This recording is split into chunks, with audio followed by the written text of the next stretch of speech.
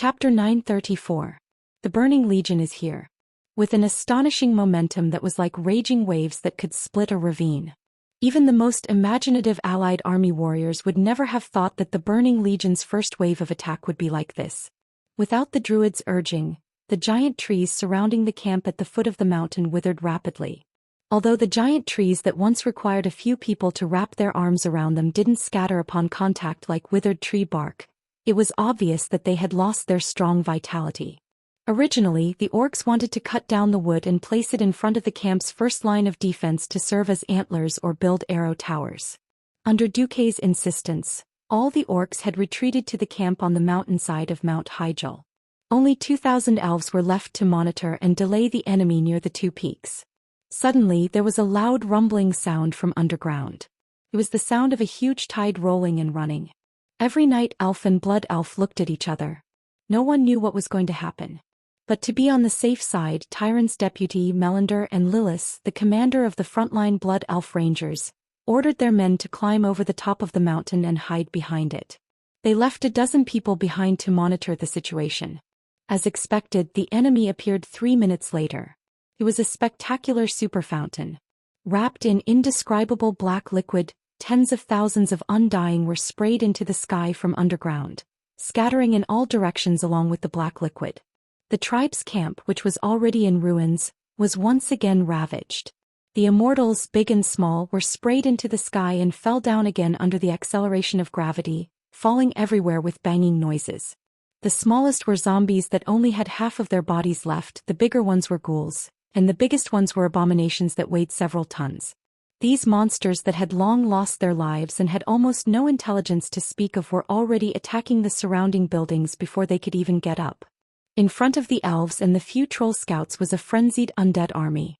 They used their broken teeth to bite the wooden arrow towers, used their rusty machetes to hack at the half-broken mud walls made by the orcs, and used their huge arms to smash at the camp's wooden walls.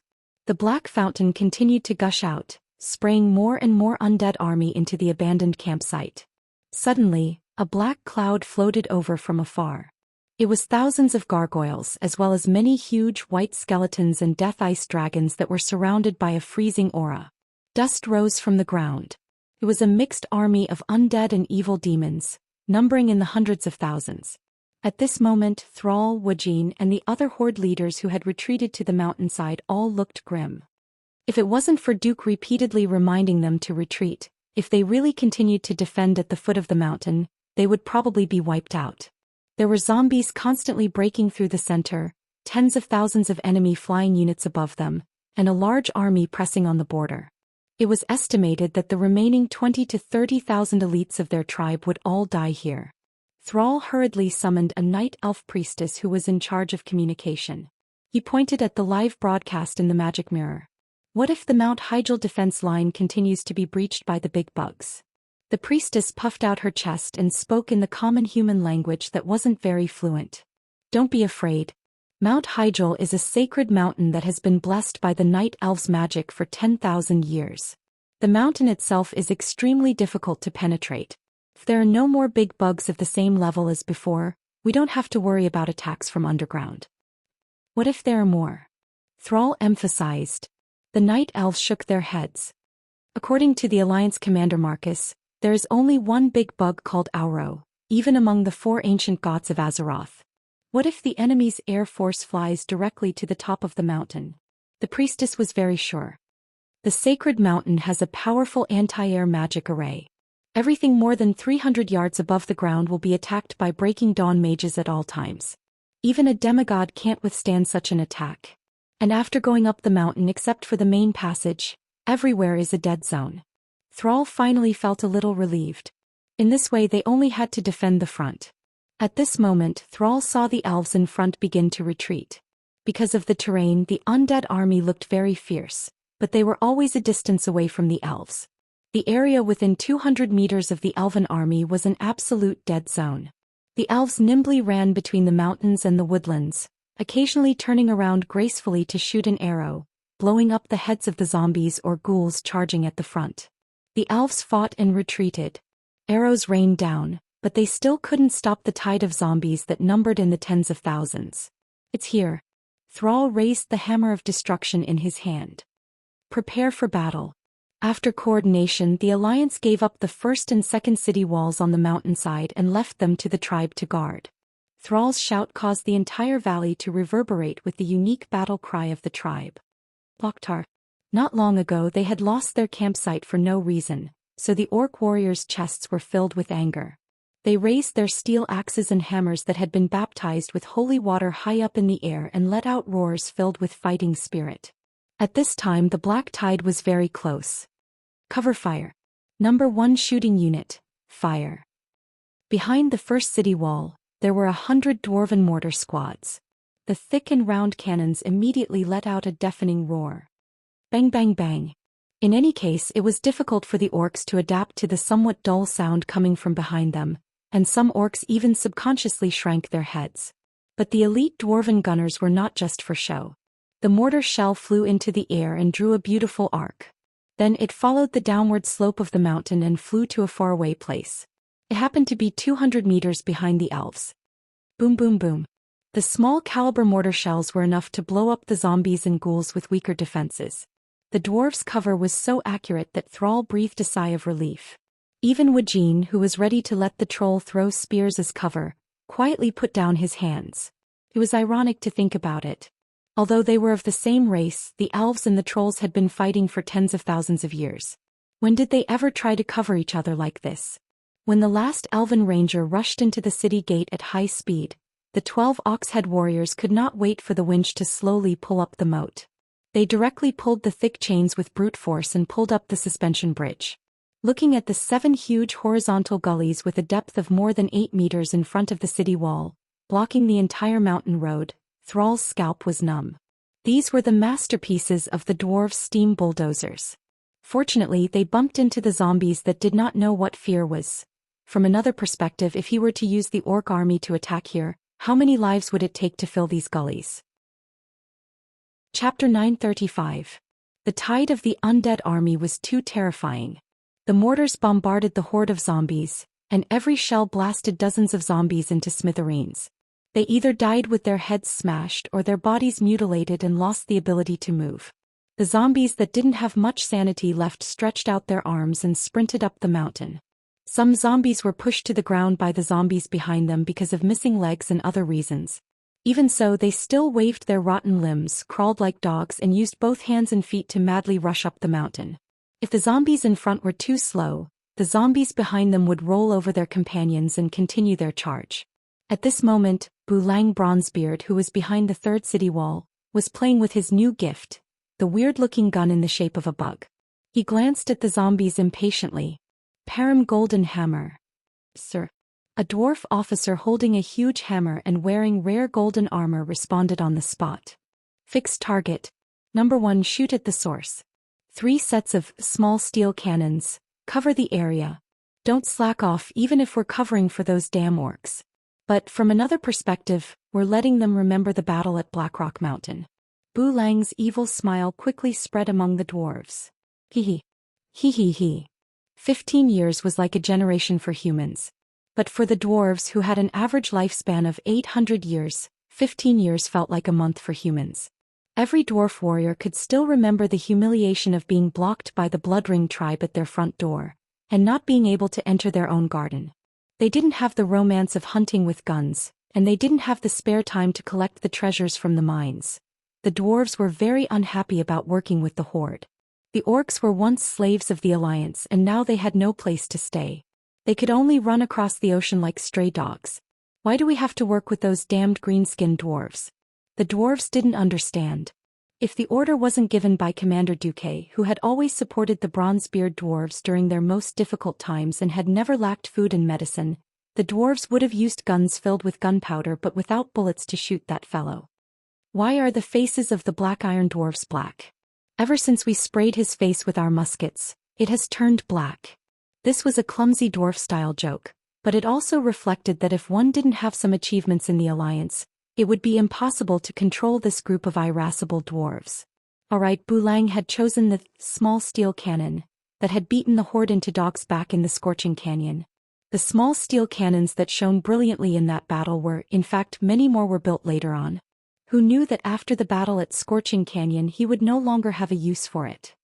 At one time the watchtower in the blasted land had 36 small steel cannons at most. Later, as the times changed, the small cannon was replaced by the more powerful little Duque cannon. The dwarves never lacked iron ore, and it was quite troublesome to recycle these finished products. As a result, all those small steel cannons could only be placed in the warehouse to play games with the dust. Duque had instructed the dwarves to bring the small steel cannons in this rare battle across the sea. He even said that they would respond to tactics and abandon the cannons at any time. Since it was an outdated piece of trash, Bulang was naturally happy to obey. Who would have thought that it could be used to scare the orcs? As expected, when the large cannons boomed from the third wall, many of the older orc warriors were almost scared to death. This was a nightmare that had traversed 13 years in time. Every old orc who had been captured in the Scorching Canyon remembered the humiliation of being forced to surrender by the terrifying firepower of the dwarves. Those bastards! Varrock and Brock, the two veterans who had experienced the first and second battle of the Dark Portal, were instantly enraged when they heard the dwarves' wild laughter that seemed to have been deliberately suppressed. Sar had just rejoiced at the support of the dwarves' cannons when he noticed that many of the incomparably heroic old orc warriors were behaving unnaturally. What's wrong? Sigh. In the end, it was Grom who had experienced the war but not the last battle of the Scorching Canyon who told Sar the story. What? Are you sure that this is the small steel cannon that destroyed the last orc army? Sar fell silent. Although the relationship between the Alliance and the Horde had shown signs of warming up recently, the damage done to each other in the past was too deep. The Horde had slaughtered many humans, dwarves, and high elves. The Alliance had also destroyed the Troll Empire and enslaved the orcs. This was already a bad debt. Pass down the order. Our enemy is only the living in front of us. Don't be distracted by the small details. We will prove the glory of the Horde with merit. When the Horde warriors calmed down, they found that the dwarves' cannons were still very powerful. Under the sunlight, many huge black cannonballs fell from the sky. They landed accurately on the seemingly wide mountain path that was hundreds of meters wide, sputtering out with sparks that ignited pieces of the ground. They screamed over the two huge walls, creating a hellish scene in front of the orcs. Sal suddenly understood why the incomparably brave orc seniors in his heart had broken down and become captives. This was not a destructive weapon that mortals could resist with their bodies. Without becoming a professional, there was no chance of survival in the face of this level of attack.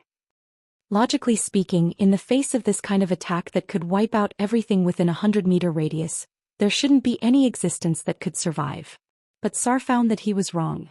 A large number of abominations, stitched together with countless corpses, actually passed through the line of destruction and rushed to the bottom of the city wall under the seemingly destructive cannon fire.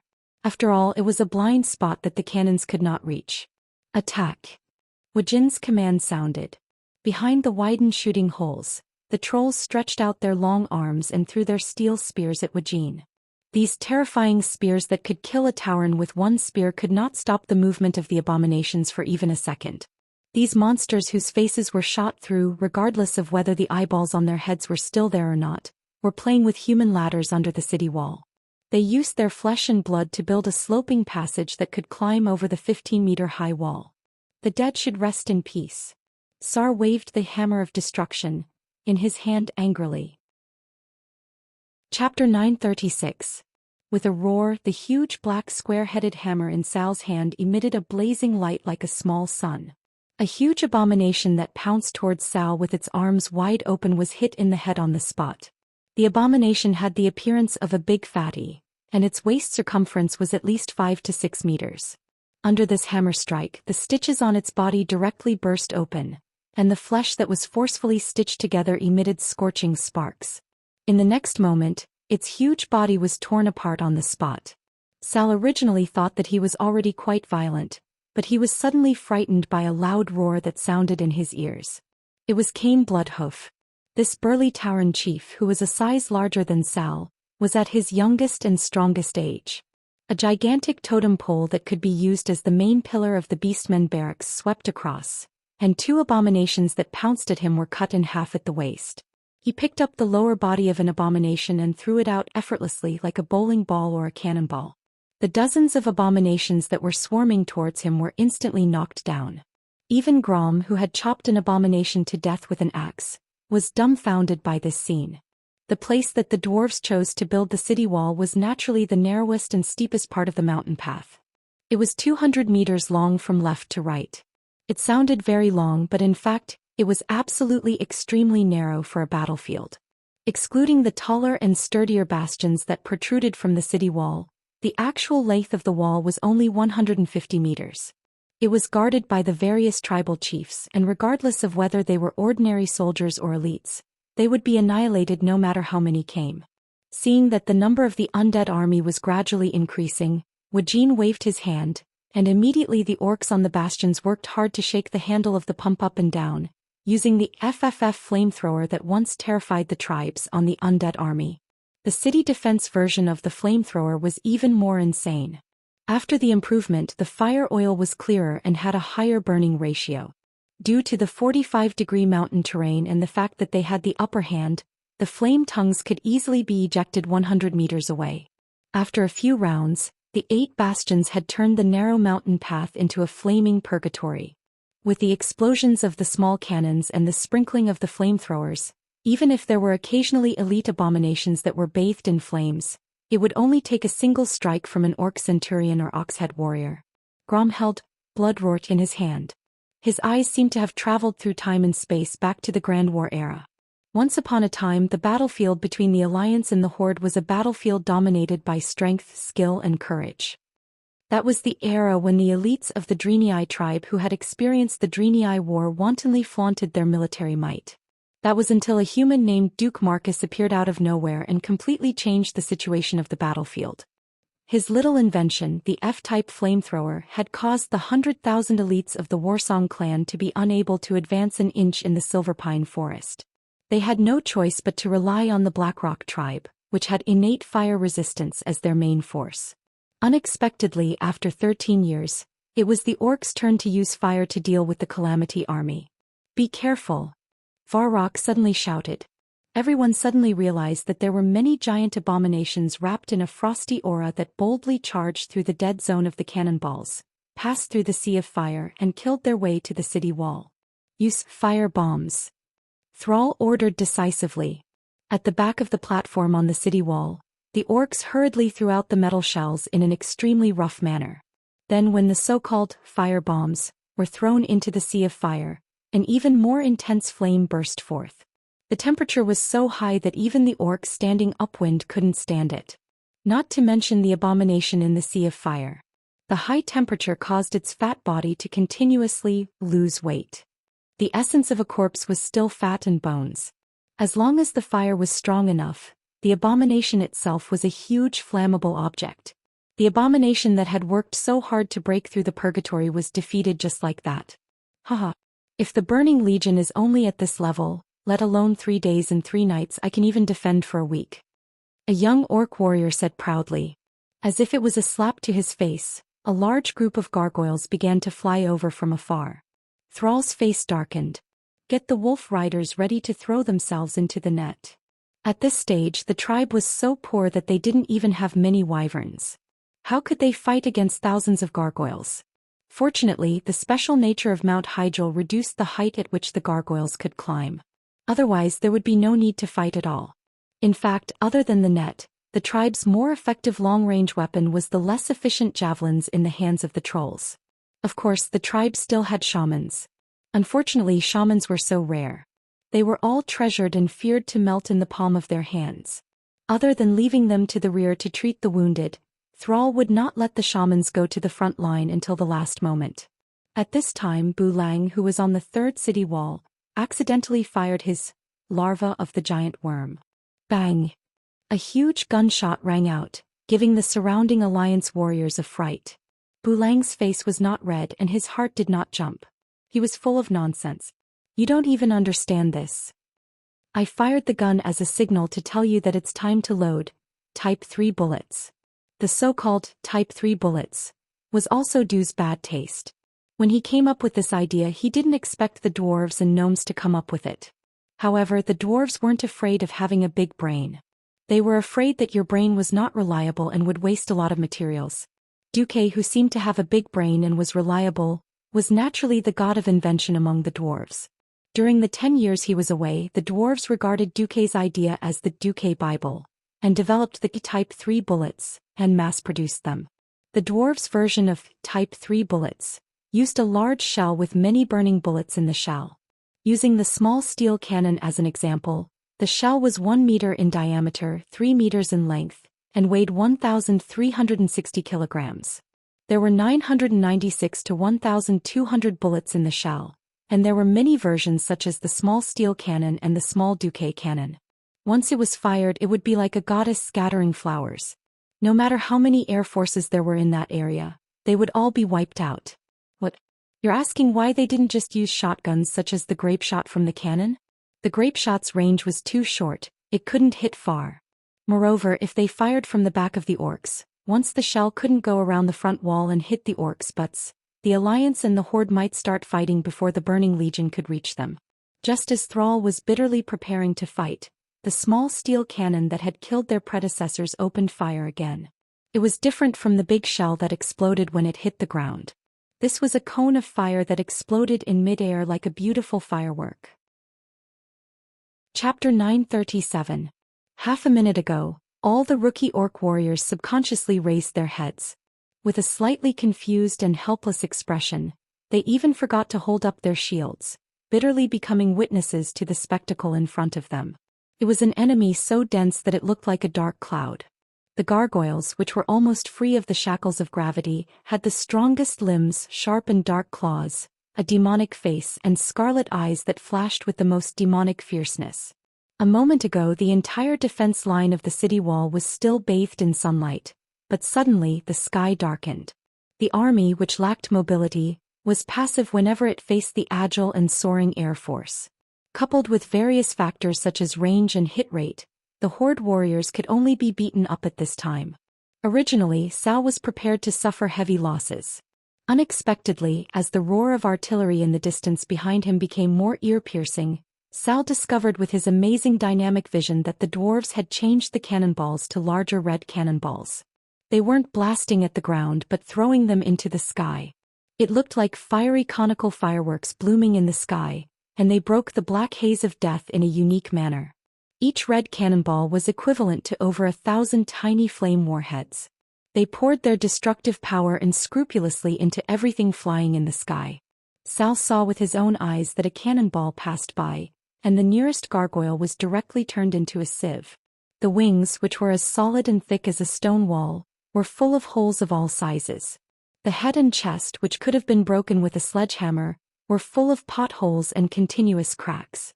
The mountain path of Mount Hygel, which had a limited flight altitude and area, was definitely the best place for the dwarves' magical cannonballs to show off.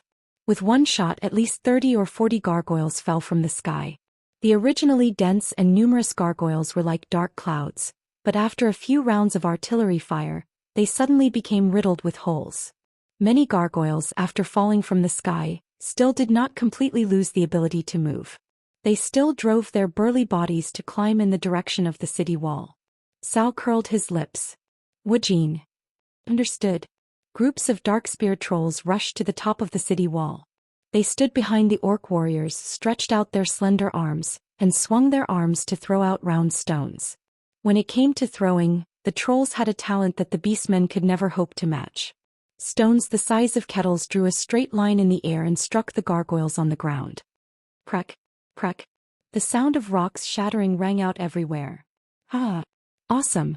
This feels so King good.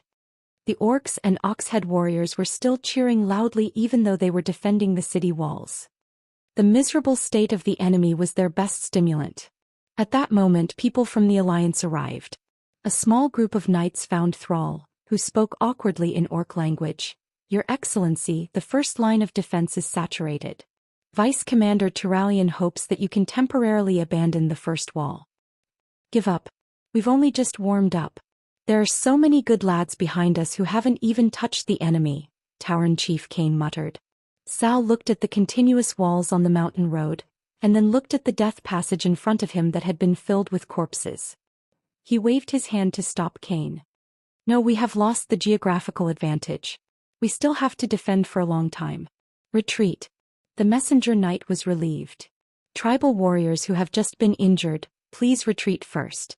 Behind the second line of defense, there will be specialized medical teams to take care of them. Don't worry, it's not just the dwarves' cannons. The night elves and blood elf sentries and rangers will cover your retreat. Thank you. Zhou replied humbly. The messenger knight raised a red flag and waved it behind him. Zhou immediately felt the cannons behind him become more intense. The cannons in the sky and on the ground were at least twice as dense as before. Apart from a few accidental injuries, 99% of the cannons hit the Burning Legion. He nodded in satisfaction and had his men cover each other's retreat. Over 10,000 tribal warriors were divided into 4 teams. 3 teams retreated first, and the 4th team stayed until the first 3 teams entered the 2 gates of the second line of defense before retreating. At that moment, the zombies and ghouls that were rushing up were stopped by the extremely accurate and sharp rain of arrows. The abominations and gargoyles were greeted by the dwarves' cannons and muskets. The tribe only paid the price of less than 100 lives before successfully retreating. Damn it, I should have adjusted the shooting parameters just now and blown those damned green dwarfs and the undead monsters away. Param cursed. Bulang slapped his forehead. Why didn't you say so earlier?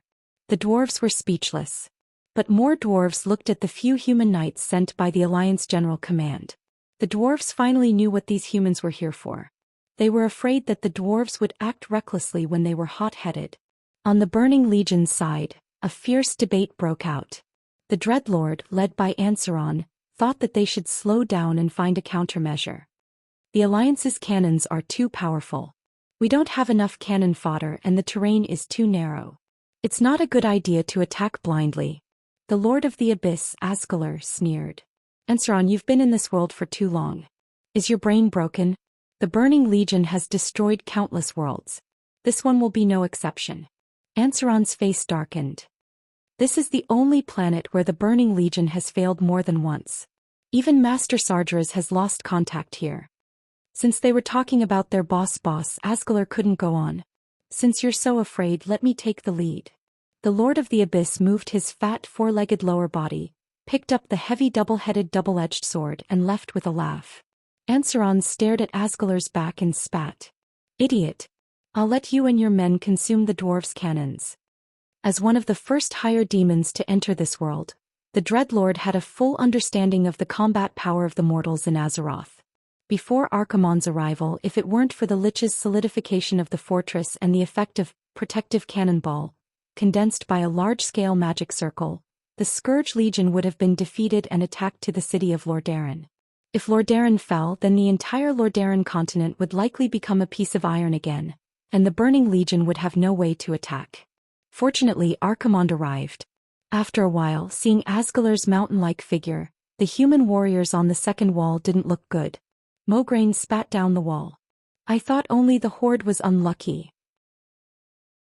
Chapter 938. A 15-meter-high wall was the limit that the Alliance's engineering team could achieve in a short period of time. Even if cement was better than the old stone brick wall, there were still various load-bearing and foundation problems. Mograine knew very well that if it was the Alliance from 15 years ago, the brothers could only rely on wooden fences that were 5 or 6 meters high to resist the tide of the Burning Legion. However, reinforced concrete and so on could be used to block zombies and ghouls. In the face of such a great demon that was 8 or 9 meters high just by standing, it was simply a joke with their lives. Not to mention the Abyss Lord that looked a bit like a dragon man. If they didn't stop him before he reached the wall, the 3,000 Alliance soldiers on the wall would die. Call for help. Mograine ordered. Immediately, magic messages, bugles that represented a strong enemy and a call for help, and the most traditional way of sending messages on horseback were launched at the same time. The experts of the Alliance and the Horde learned of the existence of danger almost at the same time. Thrall, who had just entered the third layer of the wall to rest, frowned. Not only the reaction of the Alliance soldiers, but also his keen perception of the shock coming from the distant ground. Although he hadn't officially become a shaman, Thrall's natural talent was unparalleled. Let's go up the wall and take a look. Leaving Varrock to look at the troops, Thrall immediately took Kane, Grom, Wajin and the other chiefs and a group of personal guards to the third layer of the wall. The huge and terrifying figure in the distance was immediately reflected in the eyes of the experts of the horde. Humph. Looking at this figure that was extremely similar to Manaroth, Grom immediately remembered the humiliation of being fooled. On the fifth layer of the wall, Kale, that's who had been pretending to be calm, was originally elegantly sipping black tea. Suddenly his long golden eyebrows trembled, and his gentle temperament changed at that moment, becoming eager and full of fighting spirit. He was no longer the noble elf prince, and he could take the change in identity calmly. Because this was a sin he had done for the sake of family. For him, kneeling in front of the Sun Chaser King's court had already repaid all the kindness of his father, King Anastrian, who had raised him. All that was left was to wash away the shame of having once sided with the Scourge army. During this period of time he had received a lot of supercilious looks. Wherever he went, the blood elves who used to be his compatriots would either openly or secretly point fingers at him. Thanks to Duque's effective guidance and suppression, the entire alliance treated him and his followers fairly well. He did not deliberately make things difficult for them or exploit them, nor did he use them as cannon fodder or complete impossible tasks. It was because of the fairness of the alliance that he desired to atone for his crimes. Facing the Burning Legion on Mount Hyjal was the stage that Kale, had been looking forward to for a long time. That's right. Only the blood of the Burning Legion could wash away the stain on his name. I, Kale Sunstrider, have never truly betrayed my own people. Even if I can no longer become a hero, I will at least become a man who can walk proudly on the land of Azeroth. The moment he received the magic message, Kale's eyes were filled with hope and desire. It's time for us Redeemers to take the field. The powerful warriors of the Alliance and the Horde are already at the front line. How can we fall behind? Yes, Your Highness. Caponia, Solarian, Solidre, Segunar and other hardcore followers all stood at attention. They puffed out their chests and sucked in their stomachs, looking at their most respected prince with feverish eyes. Even if the world deprived Kale of his noble status, in their hearts, Kale would always be their prince. When Kale opened the portal and arrived, the city wall was already full of Alliance and Horde powerhouses. There was a winding mountain road in the distance and the left side was full of cliffs. Turalian pointed at the huge figure moving quickly along the winding mountain road and said in a worshipful tone, "According to the intelligence that Lord Marcus, the commander of the Alliance, risked his life to retrieve, that huge half-dragon, half-human demon is the Lord of the Abyss, Asgalar. Excluding the giant bug Oro who was destroyed at the camp at the foot of the mountain not long ago, he is one of the 6 leaders of the Burning Legion's invasion. He is quite difficult to deal with. What Lord of the Abyss, isn't it just a matter of my axe?" After playing guerrilla warfare for more than a decade, Grom had to learn the common human language, and then he seemed to have learned what it meant to be arrogant. Mograine pointed at the large group of demon guards around Asgalar, who were also around 5 meters tall. "If you can rush to the fatty under the protection of so many demon guards and kill him, then I'll respect you." Grom's face turned red. Thrall grabbed Grom and said in Orc language, "If Duque hadn't saved you, you would have been dead. For Duque's sake, don't argue with his subordinates. If you're a man, then fight on the battlefield." Grom snorted heavily. Turalian coughed and continued, "According to the intelligence, those are elite demon guards. Unless you're a powerhouse who has stepped into the hero domain, or a mysterious person who is at or above the Radiant Moon rank, you can't effectively kill them." Thrall asked, "Even your cannons can't do it?" Suddenly, a loud and boorish voice jumped out from beside Thrall's legs. "If it's possible, your dwarf grandpa wouldn't be here." Thrall was shocked. Only then did he notice that there was a dwarf not far away from him. It wasn't Thrall's fault. The Lordaeron area where he grew up had never been a dwarf's territory. Even he had only officially seen a large number of dwarves after coming to Mount Hyjal. He wasn't used to it yet.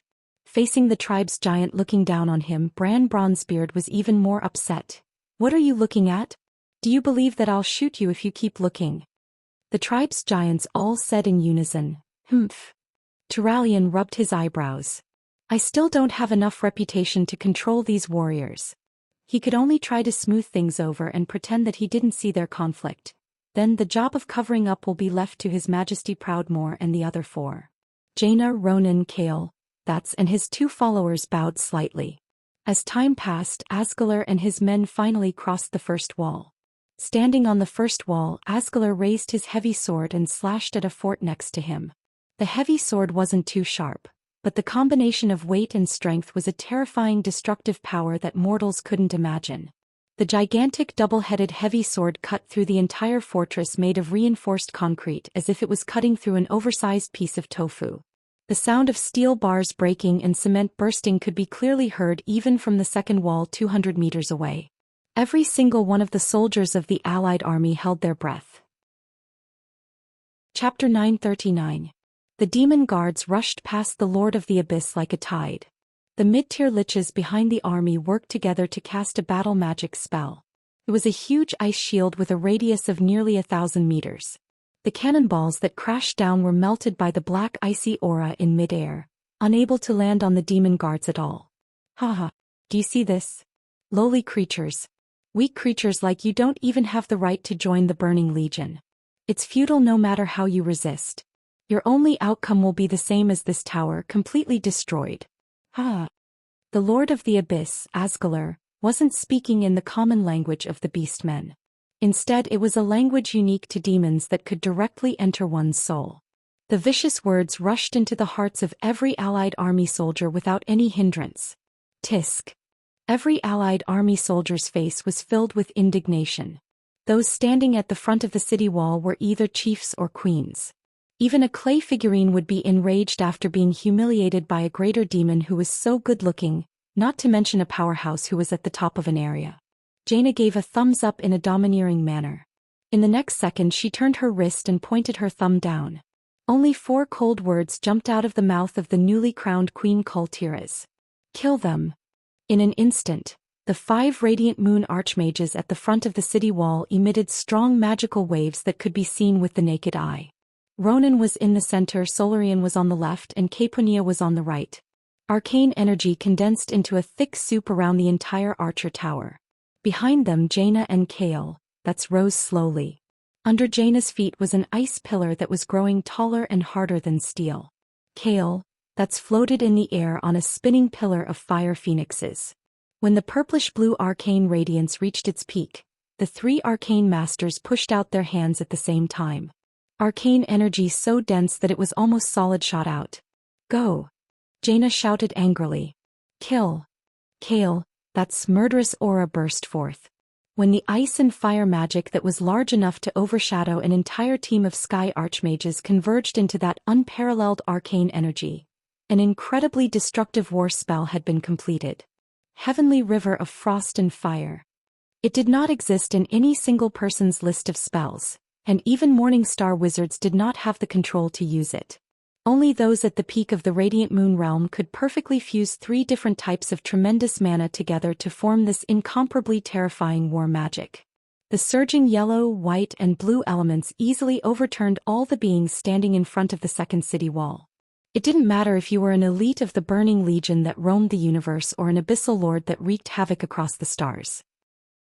Even a Breaking Dawn mage might not be able to unleash such a powerful move, so all of you had to scram. Even though the abyssal lord Asgalar was filled with arrogance, he didn't dare to open his arms and take this blow head-on. He had no choice but to cross his arms and hold his heavy sword in front of him. Bang!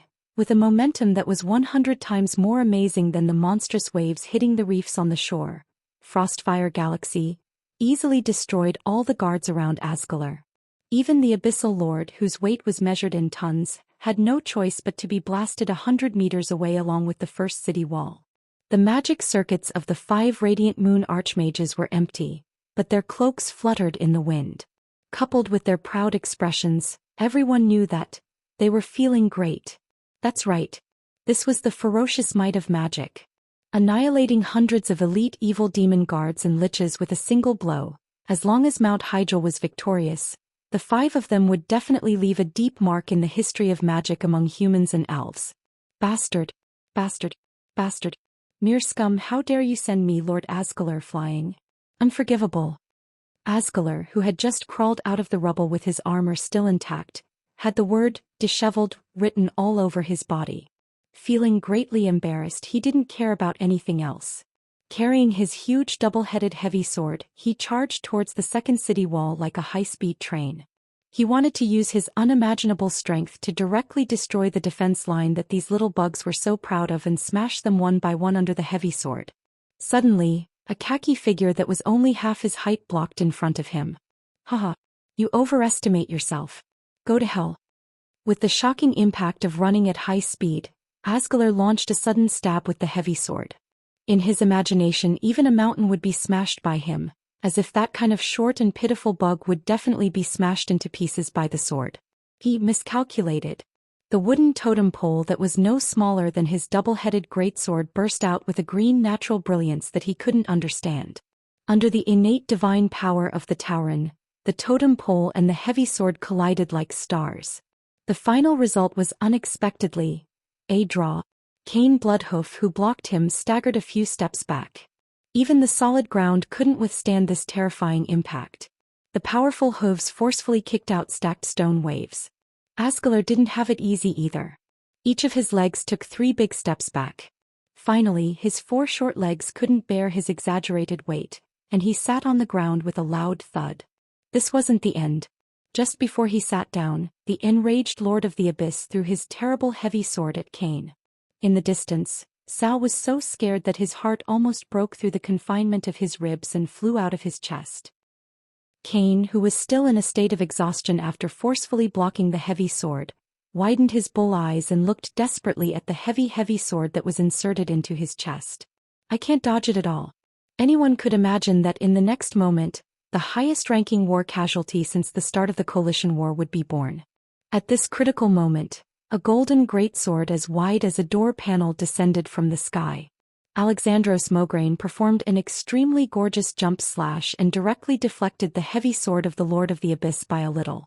A slight difference could lead to a huge difference. The double-headed greatsword brushed past Cain's neck and cut off half of Cain's mane. It seemed that Cain's neck was bleeding, but people with discerning eyes knew that Cain's life was saved. Good job. Another gorgeous figure leaped high into the air. The violent scarlet axe drew the most amazing arc, crossed the space of 30 meters, and struck Asgalar's head with one move. With the smoke and dust raised when the Lord of the Abyss fell as the background, it was the figure of a powerful orc hero named Grom Hellscream. I said that whatever Lord of the Abyss is just a matter of my axe. Chapter 940. Pretentiousness was like the wind, always with me. Lord Howl's pretentiousness was so off the charts that all the heroes who had just covered for him and blocked the sword for him were overshadowed. They all became mere background decorations. That's right. Without the cover of the 5 archmages, without Cain and Mograine to resist the attack of the Lord of the Abyss, Lord Howl could not find a chance to kill anyone. However, the beastmen who revered strength would not care about this. Their eyes would only see the sharpest and also the last move that would kill them. All of a sudden, all the orc guards who had followed Sal to the second wall let out a fanatical roar. Oh, hero, hero, hero. The first warrior of the horde, Grom Hellscream. After the chaotic roar, it was the uniform roar unique to the horde warriors. Every roar was accompanied by the raising of a weapon. The cold gleam of a sharp axe. The light of a heavy hammer. The cheers of only 100 people condensed the momentum of 1,000 people. The soldiers of the Alliance were also cheering, but unfortunately, it was not as enthusiastic as the Horde. After all, the last axe was not the hero of the Alliance. On the Burning Legion's side, Dreadlord Ansaron could not stop scolding, "Trash. Trash. You're all trash." Since landing, the Burning Legion had not encountered anything good. First, Reki Winterfrost was inexplicably ambushed by the Alliance commander Duque. His head was chopped off and even his soul was destroyed. Then the seemingly powerful giant sandworm Oro was killed by the enemy's ultimate move. Then there was Asgalar, who was full of momentum but was killed by the mortal heroes in a few moves. The 3 chief-level guys all died a little inexplicably. Glancing at the extremely calm Khazroga and Kazak, Ansaron knew that Sir Archimond would not enter the field before confirming that the other party had a strong enough powerhouse. Both of them were Doomguard-type demon lords with special abilities. This time he had to enter the field. On the bone thrones near Anartheron, there were 5 dreadlords with the same huge bone bat wings sitting on them. Although everyone was a dreadlord, there were still different ranks among the dreadlords. After the former leader, Tichondrius, was killed, Anasaran was now the most popular replacement leader. He needed a perfect victory to propel him to the position of leader of the dreadlords. He suddenly had an idea. Humans, elves, and orcs are all lowly and weak. Let the endless burning legion destroy them. He had seen too many mortals fiercely resisting. But how many mortals could maintain such a high-intensity battle? Regardless of whether they used holy light or swords, as long as they were mortals, they would tire, get injured, and overuse their life force and spiritual energy, or even die. After interrogating the souls of the dead at Azhara's beach and the camp at the foot of the mountain, they knew that the total number of people in the allied forces of the three factions on Mount Hyjal was not large. It would not exceed 200,000 at most. The Burning Legion's numbers were 10 times that of the allied army. And most of them were elites. After a little thought, Ansaran sent a small number of ice dragons and gargoyles in a rather sparse density.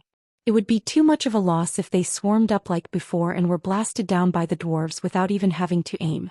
Obviously, Anasalan's tactic worked.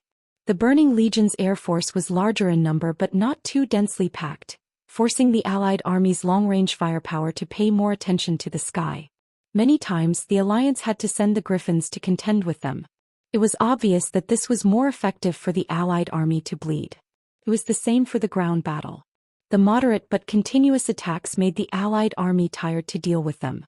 Basically, whenever the corpses in front of the city wall accumulated into a large slope, enough for the undead army behind to rush up, the city wall would be breached. In just 3 hours, the Burning Legion broke through 5 layers of the city wall in one go and fought all the way to the 7th city wall. At this moment, with the Horde's heroes as the arrowhead, the allied army launched an extremely fierce counterattack. Under the cover of artillery fire and elven arrows, the allied army actually fought their way back from the 7th layer to the 1st layer. What infuriated Ansaran was that the allied army pushed a large number of fuel barrels and directly set fire to the mountain path. The intense fire with a temperature of over 1,000 degrees made it so that only the air force could pass through. Ansaran once tried to get the liches to use frost magic to extinguish the fire, but the effect wasn't ideal. Often, as soon as the fire was extinguished, more black oil would flow down from the mountain, and the fire would continue to spread along the black oil. And because of the solidified magic array on Mount Hyjal, no matter how fierce the fire was, it was only within the range of the mountain path and wouldn't spread up the mountain. This fire bought the allied army more than 3 hours. The second time, Ansaran thought that the allied army no longer had the black oil, so he ordered the Scourge Legion to launch another fierce attack. In the end, Ansaran was shocked to find that there were 7 more layers behind the original 7 layers of city wall. This time they fought for another 3 hours. Then it was the Horde who led the counterattack and chased the Scourge Legion back. After hundreds of dark specters were destroyed in a row, Ansaran received a piece of news that drove him crazy. The Alliance was frantically building the city wall along the winding mountain path at a rate of 1 layer per hour. That's right. Our mortal army can't outlast the Scourge Legion, but we can stall for time. If we can stall for 3 days, it will be the Allied army's victory. After realizing that the Allied army didn't mind stalling for time, Ansaran felt like he had been slapped in the face several times. No way. I have to do it myself. All of you follow me. Behind Ansaran, 5 dreadlords followed. In front of him was a tidal wave of abomination army and a group of about 100 death knights. Hundreds of hellfire over 10 meters tall held down the rear. In the sky, a huge death dragon was slowly circling, and thousands of gargoyles were flapping their black wings. The high-level dreadlord Ansaran was out. Logically speaking, this lineup should be punching Mount Hyjal, stepping on Azeroth, commanding the world, and no one dared to disobey. Who the hell told you, Turalian, to use Quell Zarim to release the meteor blast? And who told you, Mograine, to use Ashbringer to release the despicable Thunderbolt? You broke the rules. All of you broke the rules. Where's the referee? Yellow card. No. Red card and 100-game ban. Who are you? Who the hell are you? Yamit. In the face of the menacing allied forces, Dreadlord Ansaran and his men beautifully pounced on them. Chapter 941. His surroundings were chaotic and countless strange lights flashed in all directions around him, Oh, I'm going back. In the confusion, Duque felt that he had gone back. He returned to a warm but comfortable doghouse. He graduated from university and changed from a glorious university animal to an even more glorious person in society. He lived the fulfilling life that his seniors mentioned. Because the kind and generous landlord increased the rent every year, her flower-like daughter yelled Sumida all day long, and absolutely refused to spoil Duque, an ordinary great man who was far from being a little fresh meat. This allowed Duque to avoid a wonderful love disaster. Therefore, the single dog Duque decisively moved to a cleaner and tidier urban village. He lived in an independent kingdom that cost 1,000 yuan per 10 square meters. He lived almost every day at 2 o'clock in the morning, and he had to enjoy the scenery outside the window of the 3-hour subway. So comfortable. There were aunties dancing Little Apple at 10 o'clock at night. There were commercial flights flying at 3 o'clock in the middle of the night. There were daily demolitions of houses in the urban village that started at 6 o'clock in the morning and rented out to university graduates. None of this can affect my enthusiasm for the boss fight in Duque's territory. Damn, it's already the era of the monthly card. The only one who can fight me in reality is Brother Electricity. Ah. At this time there was a mysterious female voice calling Duque. Duque. Wake up. The world needs you. The demon duo called Kazroga and Kazak is too powerful, we can't handle it. Duque replied in a daze. Kazroga? Kazak. They are all antique-level weaklings. You can't solo these days. Go by yourself, don't call me. The owner of the mysterious voice seemed to be angry. Damn it. I'm not asking you to dream, I'm asking you to face the demon lord in reality. That monster that is 50 feet tall. Wake up, as long as the world is not destroyed by the burning legion, I will do anything you want. Duque smacked his lips, his voice deep and magnetic. Come on, let me swear on my conscience, I really can't do this job. I'm just a lowly and bashful boy who has never even touched a girl's hand. Ever since I was young I didn't even dare to eat sh*t, and you actually want me to fight some demon lord? Are you kidding me? After saying that, Duque stretched out his right hand in a daze and touched his left chest. As he touched it, could it be that he had been training dumbbells too much recently, that his chest muscles had developed so much? It was soft and bouncy. At this time, another enigmatic queen's voice appeared. His voice was filled with anger and a smile that no one knew what he meant. Hee. What a coincidence. I don't dare to eat it either. Suddenly, without warning, a sharp pain on his left cheek made Duque's head spin. He forcefully opened his eyelids. He was awake. The first thing he saw was an angry Jaina and an extremely sullen Cervantes. So I didn't transmigrate back. It's better not to go back. Think about it. I'll go back and be an engineering university animal. Before I graduate I'll be a female pig competing with Diaochan.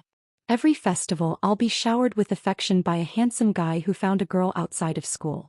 I'll be fed dog food and I'll be urged to submit my experiment report.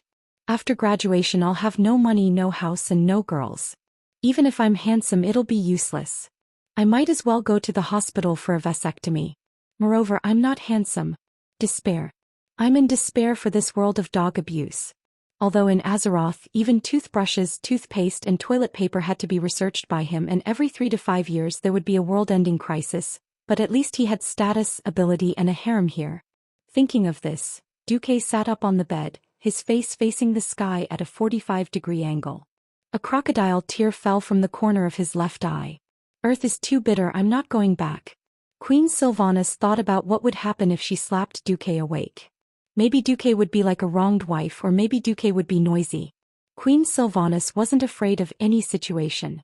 Duque was the only one who was unusually silent and crying bitterly. Could it be that I interrupted the restoration of his magic circuit? Thinking of this, even the fearless Queen Sylvanas panicked. Ignoring the unreliable night elves, Duque was already the last trump card of the Alliance and the Horde. If something went wrong on Duque's side, the world might really be finished. Duque. I didn't mean to wake you up. The situation is too dangerous. Queen Sylvanas' voice unknowingly carried a faint sobbing tone and a pleading tone. Dangerous? Duque seemed to be talking to himself. Yes, more than 40% of the soldiers have been killed. None of the Alliance's masters died, but most of them are injured. The key is that we can't win against the two demon lords. Now Mograine and Cain are at the front, Jaina said quickly. Duque suddenly fell silent. After a full 3 seconds, he suddenly came to his senses and grabbed Queen Sylvanas and Jaina's hands. Wait until we defeat the Arc-Herons. If I'm still alive, I'll be with the people I love and love me forever.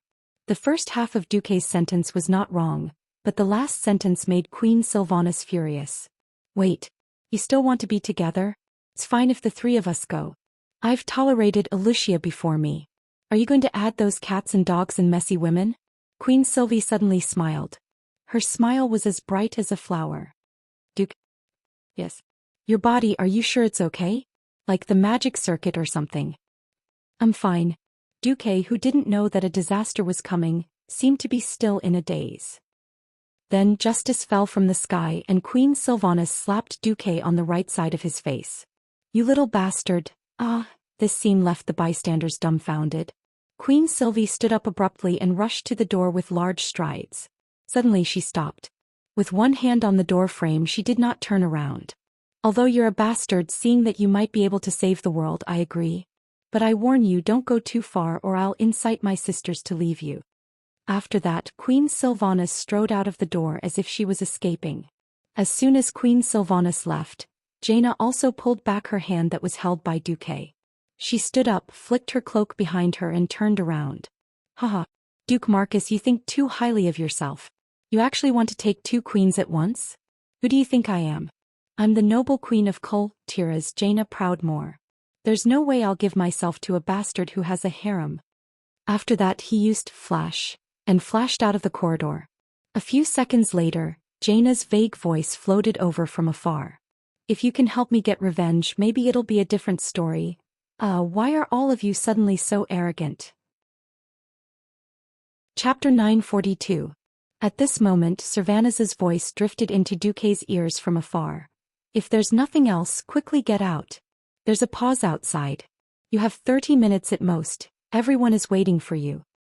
30 minutes. That's enough. Duque smiled and lifted the quilt.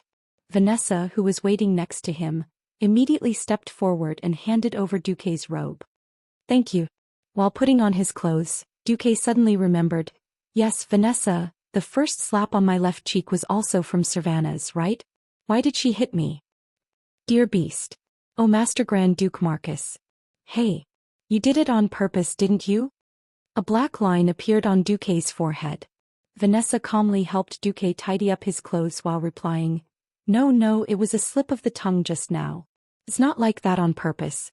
For example, Master Grand Duke Marcus, this is called on purpose.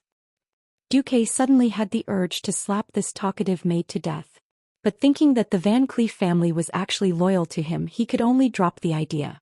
Although you swore in your dream that you were speaking from your own conscience, unfortunately, according to my observation as a mere maid, your conscience does not reside in His Majesty Proudmoore's chest. The maid continued to show off her venomous tongue. Master, although you swore in your dream that you were speaking from your own conscience, unfortunately as a mere maid, your conscience does not reside in His Majesty's chest. Vanessa, who had undergone strict training to improve her manners, said in the most elegant and dignified manner and the most serious tone, The reason why His Majesty Sylvanas was so angry is probably because you could accurately pass through Proudmoore's breastplate defense line in your sleep and accurately grasp your conscience, through the gaps in his clothes. At this moment Duque only wanted to say, What the heck? In fact, Duque really wanted to ask the maid in return, if my conscience grew on your chest, then can I still touch my conscience to speak? After thinking about it, Duque gave up. If Vanessa suddenly had a brain cramp and fearlessly sacrificed herself to have a monkey with him, wouldn't she give birth to an enhanced version of the venomous tongue monkey? Oh no. This scene was too horrifying. Duque decided to stop imagining it. Alright, in front of a great enemy, this kind of small matter should be put aside for now. After confirming his equipment, Duque strode out of the room. Since he was the boss, he naturally had the aura of a boss. As soon as he stepped out of the door, Duque discovered that Turayan was actually waiting at the door. However, Turayan's condition was a little bad. Not only was his armor damaged, but the holy light on his body was also a little weak. In the eyes of Pharaoh, who could sense the elements, every holy night was like a gigantic light bulb. Regardless of day or night, They would emit light and heat in the elemental domain, clearer than a lighthouse in the dark. Turalian's holy light energy was at most 50% of its peak. It seemed that this was the result of a round of recovery. Report. Yes. Turalian replied as he secretly gestured. After a few steps, a face that Duque was familiar with appeared. She was Mograine's adopted daughter, the little priest Sally Metwain. She followed Duque's footsteps and released a mixture of holy light with her hands, gently healing the wound on Duque's face. Duque was a little embarrassed. Don't mind my presence. This is just a minor subcutaneous bleeding. It will heal soon. Duque forced himself to divert his attention. It's already the third morning since you fainted. In fact, our results in the first 2 days were not bad. Although we retreated from the foot of the mountain all the way to the mountainside, we estimated that we killed more than 1 million Scourge and Burning Legion soldiers and elites.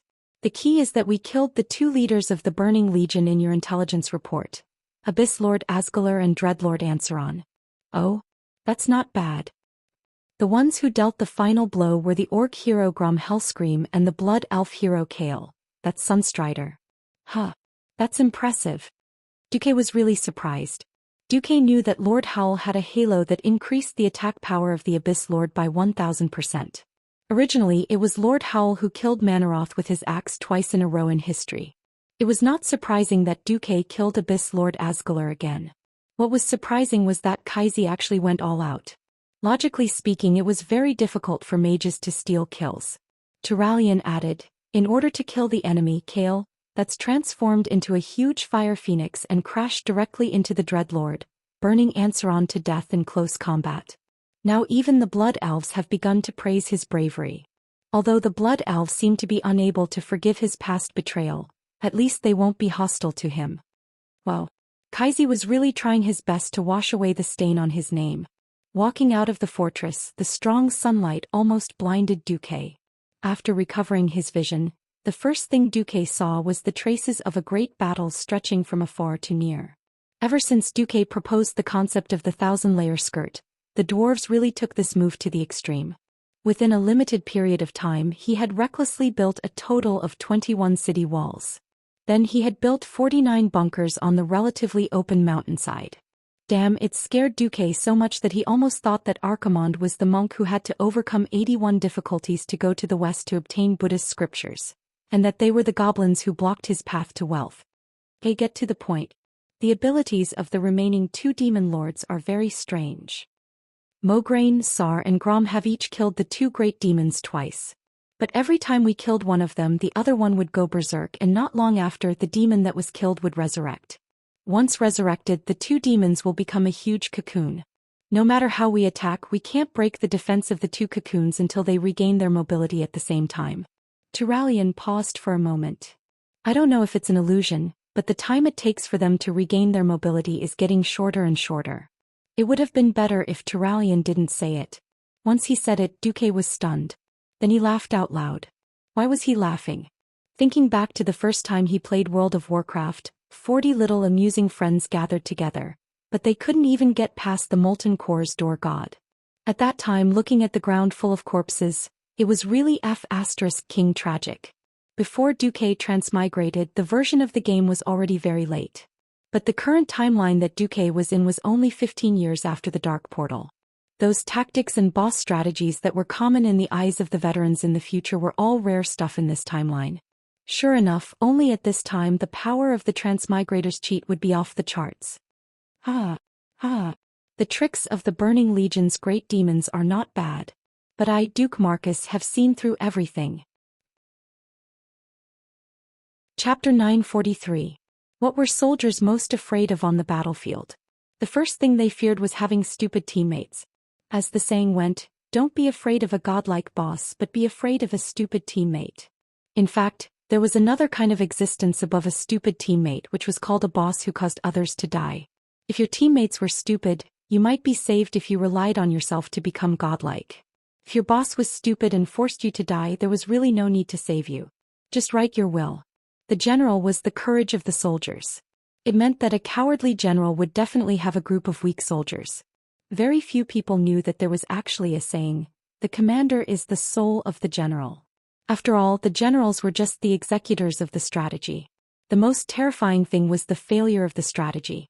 In a situation where even the generals were at a loss of what to do, if even the supreme commander did not know what to do, how could the soldiers have the courage to fight the enemy? Now, Duque's arrogant laughter was spread everywhere. In the ears of the soldiers, it was not frightening but heavenly. However, I, Duque, have seen through everything. When these arrogant words were heard by the soldiers who were already beginning to feel uneasy, it was no different from a large dose of reassurance. That's right. The invincible commander of the alliance, Lord Marcus, had found a way to defeat the enemy. What else do we have to be afraid of?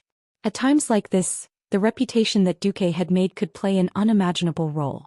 Without the reminder of the officer, the veterans had already automatically remembered the various glorious achievements of Duque in the past. Since the first battle at the Door of Darkness, every battle Duque fought, even if he lost, it was a glorious defeat. It was true that he had lost Stormwind City, but he had burned 100,000 orcs and let Lothar take the head of the first orc chief, Black Hand. In the face of the crazy attacks of the tribe, he had been defeated, retreated, and felt helpless. However, Duque seemed to be the embodiment of the strong will of the human race. By continuously uniting forces that could be united, he still led the alliance to become stronger and stronger even though he had to fight for tens of thousands of miles. In the end, he successfully turned the tables and defeated the orcs. It was the same this time. The death of the Calamity army once shrouded most of the sky above the Rotterdam continent. However, Duque the king returned and led everyone to launch a counterattack. Tirisful Woodland was the only place left in Lordaeron. Apart from the Silver Pine Forest, which was still filled with werewolves, most of the fallen areas on the Lordaeron continent had been recovered. That's right. That's right. As long as Lord Duke Marcus leads us, we will be victorious. Suddenly, in the distance, a wounded soldier with a broken arm struggled to run over, knelt on one knee in front of Duque and asked excitedly, "Commander Marcus, have you found a way to win?" Seeing that the bandage on the soldier's shoulder was still bleeding, Duque couldn't help but feel a lump in his throat. "Yes, we'll use the heads of those two demons as tables later." "Thank you, Your Excellency." The soldier kowtowed heavily. Duque's bold words quickly spread. "Will we win in the end?" "I will. We will definitely win. Please take care of yourself, Your Excellency. I would like to have you present me with an award during the victory ceremony." "I will. I definitely will." More and more soldiers gathered around Duque. Even the heavily wounded who couldn't get out of bed sat up with the help of their comrades. Not only the soldiers of the Alliance, but even the warriors of the Horde shouted and raised the weapons in their hands after hearing the translation. Swords and spears were like a forest, and the morale of the army was like a mountain. Thousands of voices were shouting and calling, and then converged into one, turning into a shocking sound wave that went straight into the sky. "Victory! Victory! Victory! Victory! Victory! Victory! Yes, we will definitely win. We have always believed in it." At this moment, on the battlefield in front of them, it was located at the entrance of the open land on the mountainside. Once they broke through, it would be a vast expanse of flat land. Other than the blockhouses built by the Alliance, there was no other place to defend. Although the narrow road from the mountainside to the top of the mountain was starting to build a wall, everyone knew that the wall was really useless against greater demons of such a level. The mortal soldiers in the coalition army had no choice but to risk their lives and rush up from the sides of the cocoons before they exploded to support their allies on the mountain road and the city wall. This was to stop the small fries of the Burning Legion and not let them affect the experts of the Alliance to surround and kill these two demon lords. Mograine was very tired. He leaned on the heavy Ashbringer and panted heavily. A third of his golden armor had already been torn and he looked more like a beggar. Grom's famous Bloodhowl was thrown on the ground in front of him. The incomparably strong man was currently covered in sweat, and he sat on the ground as if he had collapsed. The one who suffered the most was the Minotaur chief Cain. Because he was the largest and had the strongest vitality, he also suffered the most damage. Right now, Cain looked like a Fergana treasure cow. There were at least 100 large and small wounds all over his body, and all his hair was dyed red with blood and sweat. The blood seemed to be taking the opportunity to escape. Riadaline was using all her strength to help him recover from his injuries. Holy Light Flash and Holy Light were thrown on the Minotaur chief like they were free. Just as every expert was dejected and panting in despair, trying to delay the arrival of the final moment, the sound on the mountain attracted their attention. That is. Wuxia suddenly turned his head, his eyes full of confusion. Mograine laughed. Who else could it be besides him? Sal's face was full of a bitter smile. Although I don't want to admit it, we can only rely on him. At this moment, whether it was the experts of the Alliance or the tribe, they all thought of the same name. Sal secretly clenched his fist. He had Duque born him 15 years earlier. During Duque's glorious era, Sal was not yet born. When he grew up, Duque's glory continued. Then Sal, must work hard to build the tribe in the future so that the tribe completely surpasses the Alliance. Create a glory that belongs only to me, Sal. Not long after. Surrounded by a group of soldiers, Duque arrived. Smiling, Duque came to the side of Grom, who was panting. Grom, are you tired? It seemed like a concerned question, but in reality, it was a provocation. How could Grom be provoked with a good temper? He coldly snorted and pointed at Karzak's giant cocoon. I can still kill this guy 10 more times. Duque patted Grom's explosive green muscles. You don't need to kill him 10 times, just one more time and it will be over. Really? Grom's eyes burst out with a sharp light. At least we are still allies. Duque never lied to my allies. Duque's words were sonorous and powerful. Grom stood up again. If he was a tired beast just now, then he had now transformed into the most ferocious berserker. His entire body was filled with a strong desire to fight. Chapter 944. Duke walked from Grom's side to Alessandro's side and lightly knocked on his golden breastplate with his small fist, producing a clear and melodious sound. Duque walked away just like that. Mograine smiled. This was the Duque he knew. They had been comrades for more than 10 years. And even a word of encouragement was unnecessary. That action just now had already said everything. There was no need to say anything, just follow with your weapon. Mograine's body, which was nearing 60 years of age, seemed to be suddenly injected with the strongest vitality. He stood up abruptly, his movements so nimble that no one would have imagined that this was an old man who had been exhausted just a few seconds ago. Veterans did not die. He used his actions to show that he was not yet at the level of a veteran. Alexandros Mograine, can still fight for another 10 years. Sal stood up and hit himself in the chest with a single fist, making a loud bang sound. That stood up, his face full of hope for the future written all over his face. Cairn Bloodhoof stood up. He wanted to use his actions to tell the world the bravery of the Tauren tribe. Bulang took a deep puff of his cigar, then threw the remaining half of it on the ground, stomped on it a few times and picked up his new gun with a crack. At this moment, a whistling sound came from behind Duque. He did not think that it would be Tyrant Whisperwind riding a tiger and rushing over with her sentries. She was surprised by the scene in front of her. Originally, she had heard that the Alliance and Horde's crusade against the Burning Legion had fallen into a desperate situation, so she had hurriedly brought people down the mountain to maintain the situation. This was because Malfurion still needed at least half a day. Who knew that she would see such a scene when she came down? Gazing at the faces of the strong, every face was filled with confidence again, and there was a faint smile on their lips. This was not something a group of defeated generals should have. Tyron smiled too. Did I miss something? Duque's charming lips also curled into a smile. No. You came just in time. A good show is about to begin. If the heavy responsibility of saving the world was placed on the shoulders of an ordinary person, that person would either be driven crazy or be a Superman with a particularly big heart. Duque had never thought of himself as a Superman. I'm just a guild leader who's best at leading teams into instance dungeons. As long as I lead a party, even if I have to bet my life, I will be invincible, a certain transmigrator told himself. Listen to me and we will win. Duque didn't say it out loud, but the victorious expression on his face was so clear that it infected every expert of the Alliance or the Horde, making every expert choose to believe in Duque. Not far away, the giant blood-red cocoon that was the size of a small mountain began to tremble. It indicated that the two demon lords were about to awaken. A moment ago, every hero's heart was filled with worry and fear. They were not afraid of death, but they were afraid of being tortured to death without knowing why. A moment later, with the appearance of Duque, the atmosphere on the field completely changed. Now every expert pricked up their ears and listened to Duque's orders. Duque snapped his fingers and a huge blue arrow as tall as 3 people pointed to the empty space 100 meters to the left. Then around the arrow was an illusory circle with a blue border. He opened his mouth and spoke in Orc language. Bloodhoof chieftain, later please pull Kazak over here. Try not to let him leave this area. Understood, Kane replied in a rough voice as he slammed the huge totem pole on the ground.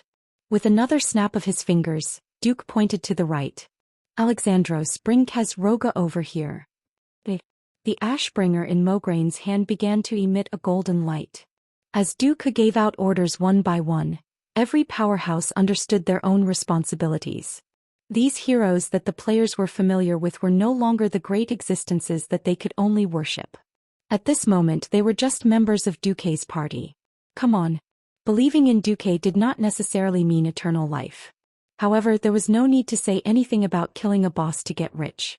There was only one sentence to describe it. Bro, steady. The huge blood-colored cocoon finally peeled off from the 2 demon lords and floated away. The heads with huge horns had just seen the light of day. They originally had mocking expressions on their faces, wanting to see how these mortals would struggle in pain and despair. In the end, they saw a group of heroes with completely different mental appearances. Before Kazak could figure out what was happening, Kane had already let out a deafening roar. Kane's huge body charged forward. After his huge body, which weighed nearly 2 tons, entered the charge state, even the demon lord found it difficult to resist.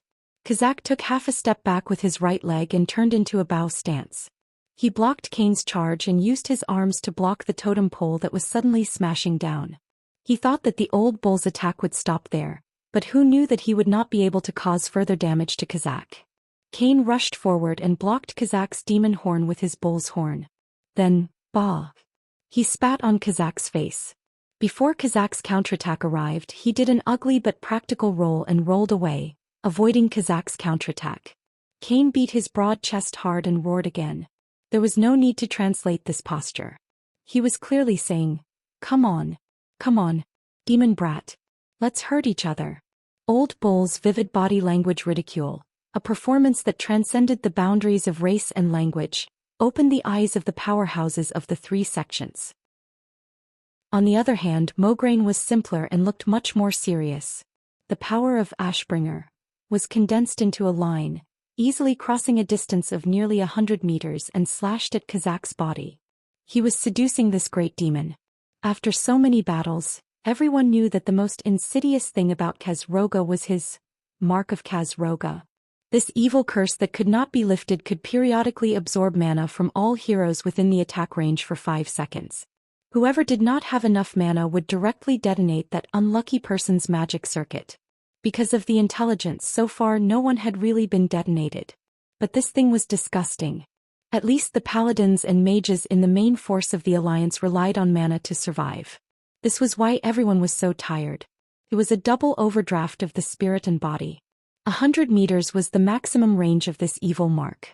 If Kazak did not care about Mograine, Mograine did not mind being a long-range attacker and cutting it to death. If Kazak went to kill Mograine, it would be exactly what he wanted. Sure enough, this great demon fell for it. Chapter 945. When the 2 great demons were successfully separated, Duque let out a long sigh of relief. The most disgusting thing about these 2 guys was that they both had imprints that absorbed magic power. It was true that most of the heroes on the side of the 3-faction alliance had a lot of magic power. No matter how much magic power they had, they could not withstand the double burning of magic power from 2 different great demon imprints. Khazroga's imprint was fine. It burned a certain amount of magic power. Khazroga's imprint was crazy. It actually burned a certain percentage of magic power.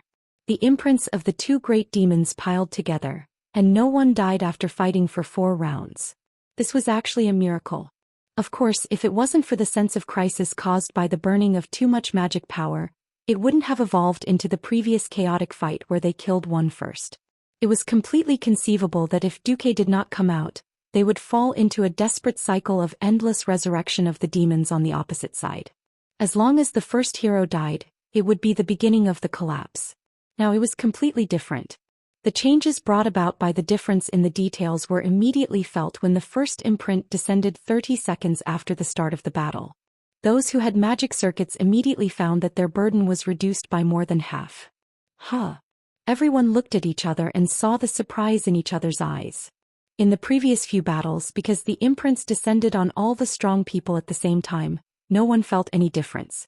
Now it was completely different. Moreover, the distribution of combat power was also very interesting. It seemed that the number of people on both sides was the same and the attacks seemed to be similar. In fact, the heroes fighting against Khazroga basically did not use skills to attack. On Khazroga's side, except for Crazy Old Bull and Grom who did not have magic circuits who were attacking with all their might, the rest of the people were slacking. The real focus was on Duke's side. Whether it was Duke, Jaina, Ronin, Caponia or Solarian, they were all firing with all their might. Compared to Kael'thas, who was only good at fire magic, the other pharaoh mainly focused on arcane magic, so they had more magic power. The storm of magic bombarded Khazroga's body, causing the huge demon to groan in pain. Luo Ning's arcane bomb hit his shoulder, shattering his pauldron. Without giving him any time to catch his breath, Jaina shot a frost arrow with all her might and completely froze his leg that was bent like a goat's leg. Less than a tenth of a second later, Duke's layered arcane shock blasted Khazroga's entire body backward and fell down. However, because his left leg was frozen, his huge body fell to the ground in a very comical manner, and his left leg was crushed underneath. Humph. Sylvanas exhaled and jumped into the air. With 8 triple shot, 3 exorcism arrows with a length of more than 1 meter hit Khazroga's huge bat wings. Wajin, who had been waiting for an opportunity for a long time, rushed forward on the spot. The dark spear troll's enchanted spear directly pierced through the demon lord's palm and nailed it to the ground. Initially, Mograine wanted to follow up with another slash. At this moment, Duke suddenly shouted, "Switch targets." The group of heroes who subconsciously wanted to follow up suddenly came to their senses and pulled back one after another, turning their firepower to Khazak. Khazroga struggled to get up, but he was held back by Mograine again. He did this a few times. Everyone didn't feel it at first, but they slowly realized what Duke was doing. This was to evenly distribute the damage suffered by the 2 demon lords.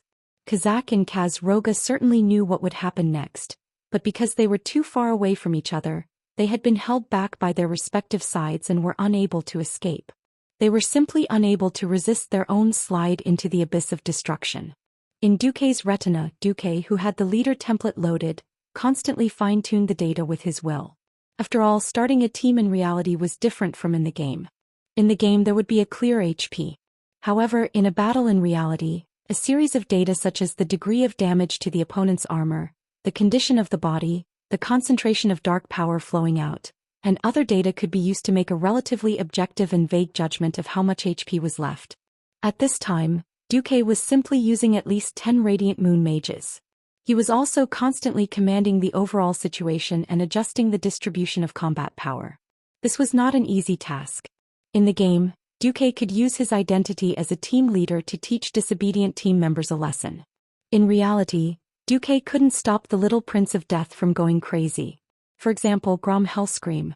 His attack was high and he hit hard enough. The problem was that this guy was too fierce. In the end, it was Cain who used his Berserker warrior body to carry the monster. Grom was so fierce that Cain couldn't even hold him back. Khazak ignored the huge and unsightly Minotaur chief and chased after Grom, slashing at him in a daze.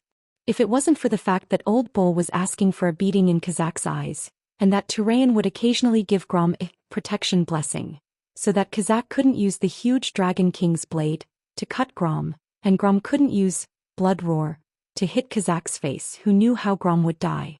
Well, this guy was the kind of guy who would run out of his coffin even if he didn't die completely.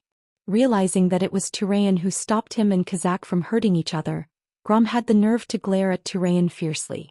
Okay, I'll change the description. Grom was the kind of guy who couldn't even be suppressed by a coffin. Finally, the time was right. Pull him together, Duke ordered. The 2 guys who were pulling the demon lord moved at the same time. Cain suddenly slammed into Khazak, using his totem pole to push away Khazak's claws.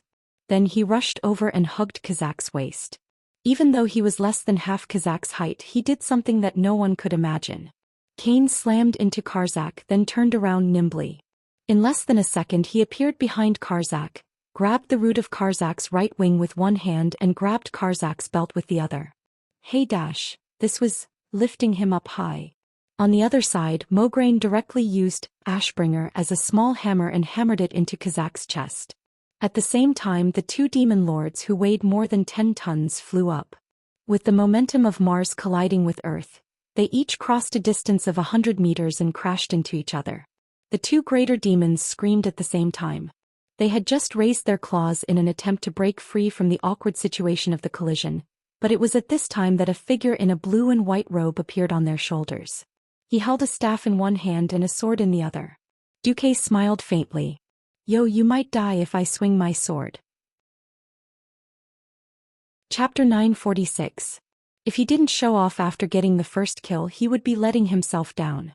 Of course, to the outside world, Duque could claim that it was to set an example and confidence for everyone in the upcoming Archaran War.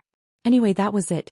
When the two demon lords collided and even their pauldrons were tangled together, Duque stood on Kazak's shoulder with his left leg and stepped on Khazroga's pauldron with his right foot, putting on a very cool pose. And the unknown holy sword in his hand was a great threat to the two demon lords. In the entire universe, nothing could stimulate the demons more than a holy sword full of righteous energy. Strictly speaking, Duque's holy sword was a smaller version of Quell Zarim. It was a top-grade item from the Pantheon. Without hesitation, Kazak and Khazroga simultaneously defined Duque, who was close to their vitals, as the most dangerous existence. They slapped their giant three-fingered claws at Duque. Who knew? Just before the two violent palms almost hit Duque, Duque smirked. Sorry, I lied to you. After saying that, he ran away in an extremely irresponsible manner. He really teleported away. With a flash, he ran away again. With the two great demons in such a difficult situation, every move could lead to a fatal flaw. Grom, who had been watching from the side for a long time, jumped high on the spot, ready to make another shocking jump slash. In the end, Master Howl failed to steal the kill. He was hit by Kazak's void arrow, in midair.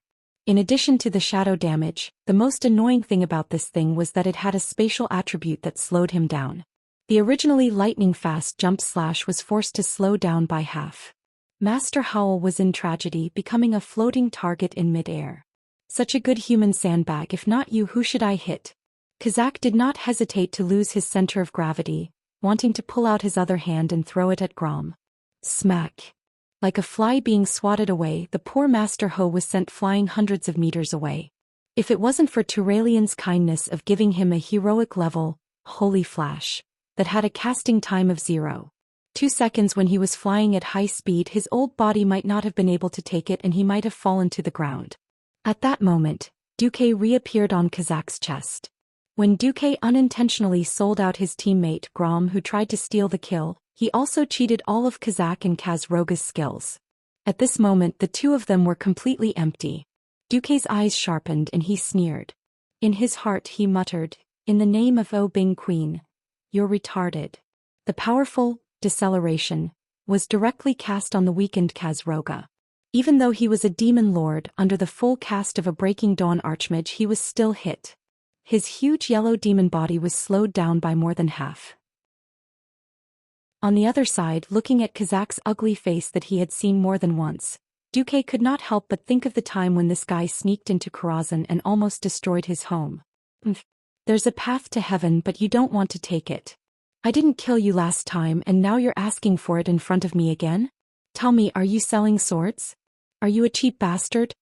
Duque's entire right arm seemed to have fused with the unknown holy sword, turning into a dazzling golden stream of light. With a light push, it had already crossed several meters of space. Demon Lord Kazak tried his best to tilt his neck back, trying to avoid the sword.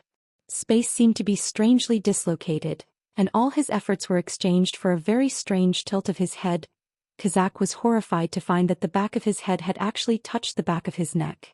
Only bystanders could clearly see that when he leaned back with all his strength, a golden horizontal line just happened to appear at the connection between his head and neck. The golden line continued to extend backward. A faint shockwave rippled through the air. Only the experts with good eyesight could see that a slender and narrow golden blade of light had swept across the sky just now. It had passed through Kazak's neck, which was so thick that it would take at least 2 people to wrap their arms around it. Finally, it had fallen to the ground and carved out a neat horizontal line. Time seemed to be frozen at that moment. Even though he had witnessed all this, the terrifying power of the breaking dawn level, deceleration, made it take at least 3 seconds for Demon Lord Kazak to show a horrified expression on his face. Duque smoothly performed a gorgeous reverse stab. Time returned to normal only when the slender golden sword pierced through Kazak's brow without any hindrance. The only thing he could do was to scream for the last time in his life. New dash. Under the gazes of thousands of soldiers and the powerhouses of the Alliance tribe Night Elf and Night Elf factions, the righteous Duque succeeded in stealing the kill. Looking at Grom Hellroar, who was struggling to get up in the distance, Duque laughed maliciously. Sorry. When it comes to stealing kills, although you're at the grandfather level, I'm a swordsman at the ancestor level. In the air, Duque, who had cast the deceleration on himself, slowly descended like a feather rippling in the wind. In the background, the 2 mountain-like bodies of the 2 demon lords suddenly collapsed, splashing dust all over the sky. The victory this time seemed to have come too easily. Instead, it made all the experts feel that it was unreal. Think about it, a large group of people fought to the death and killed these 2 demons twice. But the result? Brother Spring was resurrected with full health. Who could guarantee that these 2 demons would not resurrect together this time? At this moment, almost every powerhouse had the same question in their minds. Are they dead? Cocoons? No. Then, did we win? We really won? Duque smiled and gave an affirmative answer. Yes, we won.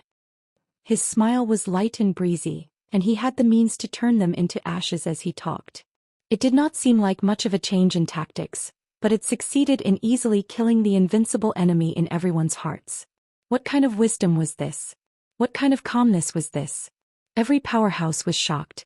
Very strangely, everyone suddenly wanted to see the 2 terrifying demons jump up and shout, "Let's fight for another 300 rounds," or something. However, this was impossible. The 2 huge corpses just lay there quietly, becoming another backdrop for Duque's undefeated legend. At this time, Duque waved to Tyrant. Come, please loot the corpses. Oh, and count the spoils." Tyrant was a little stunned. Me.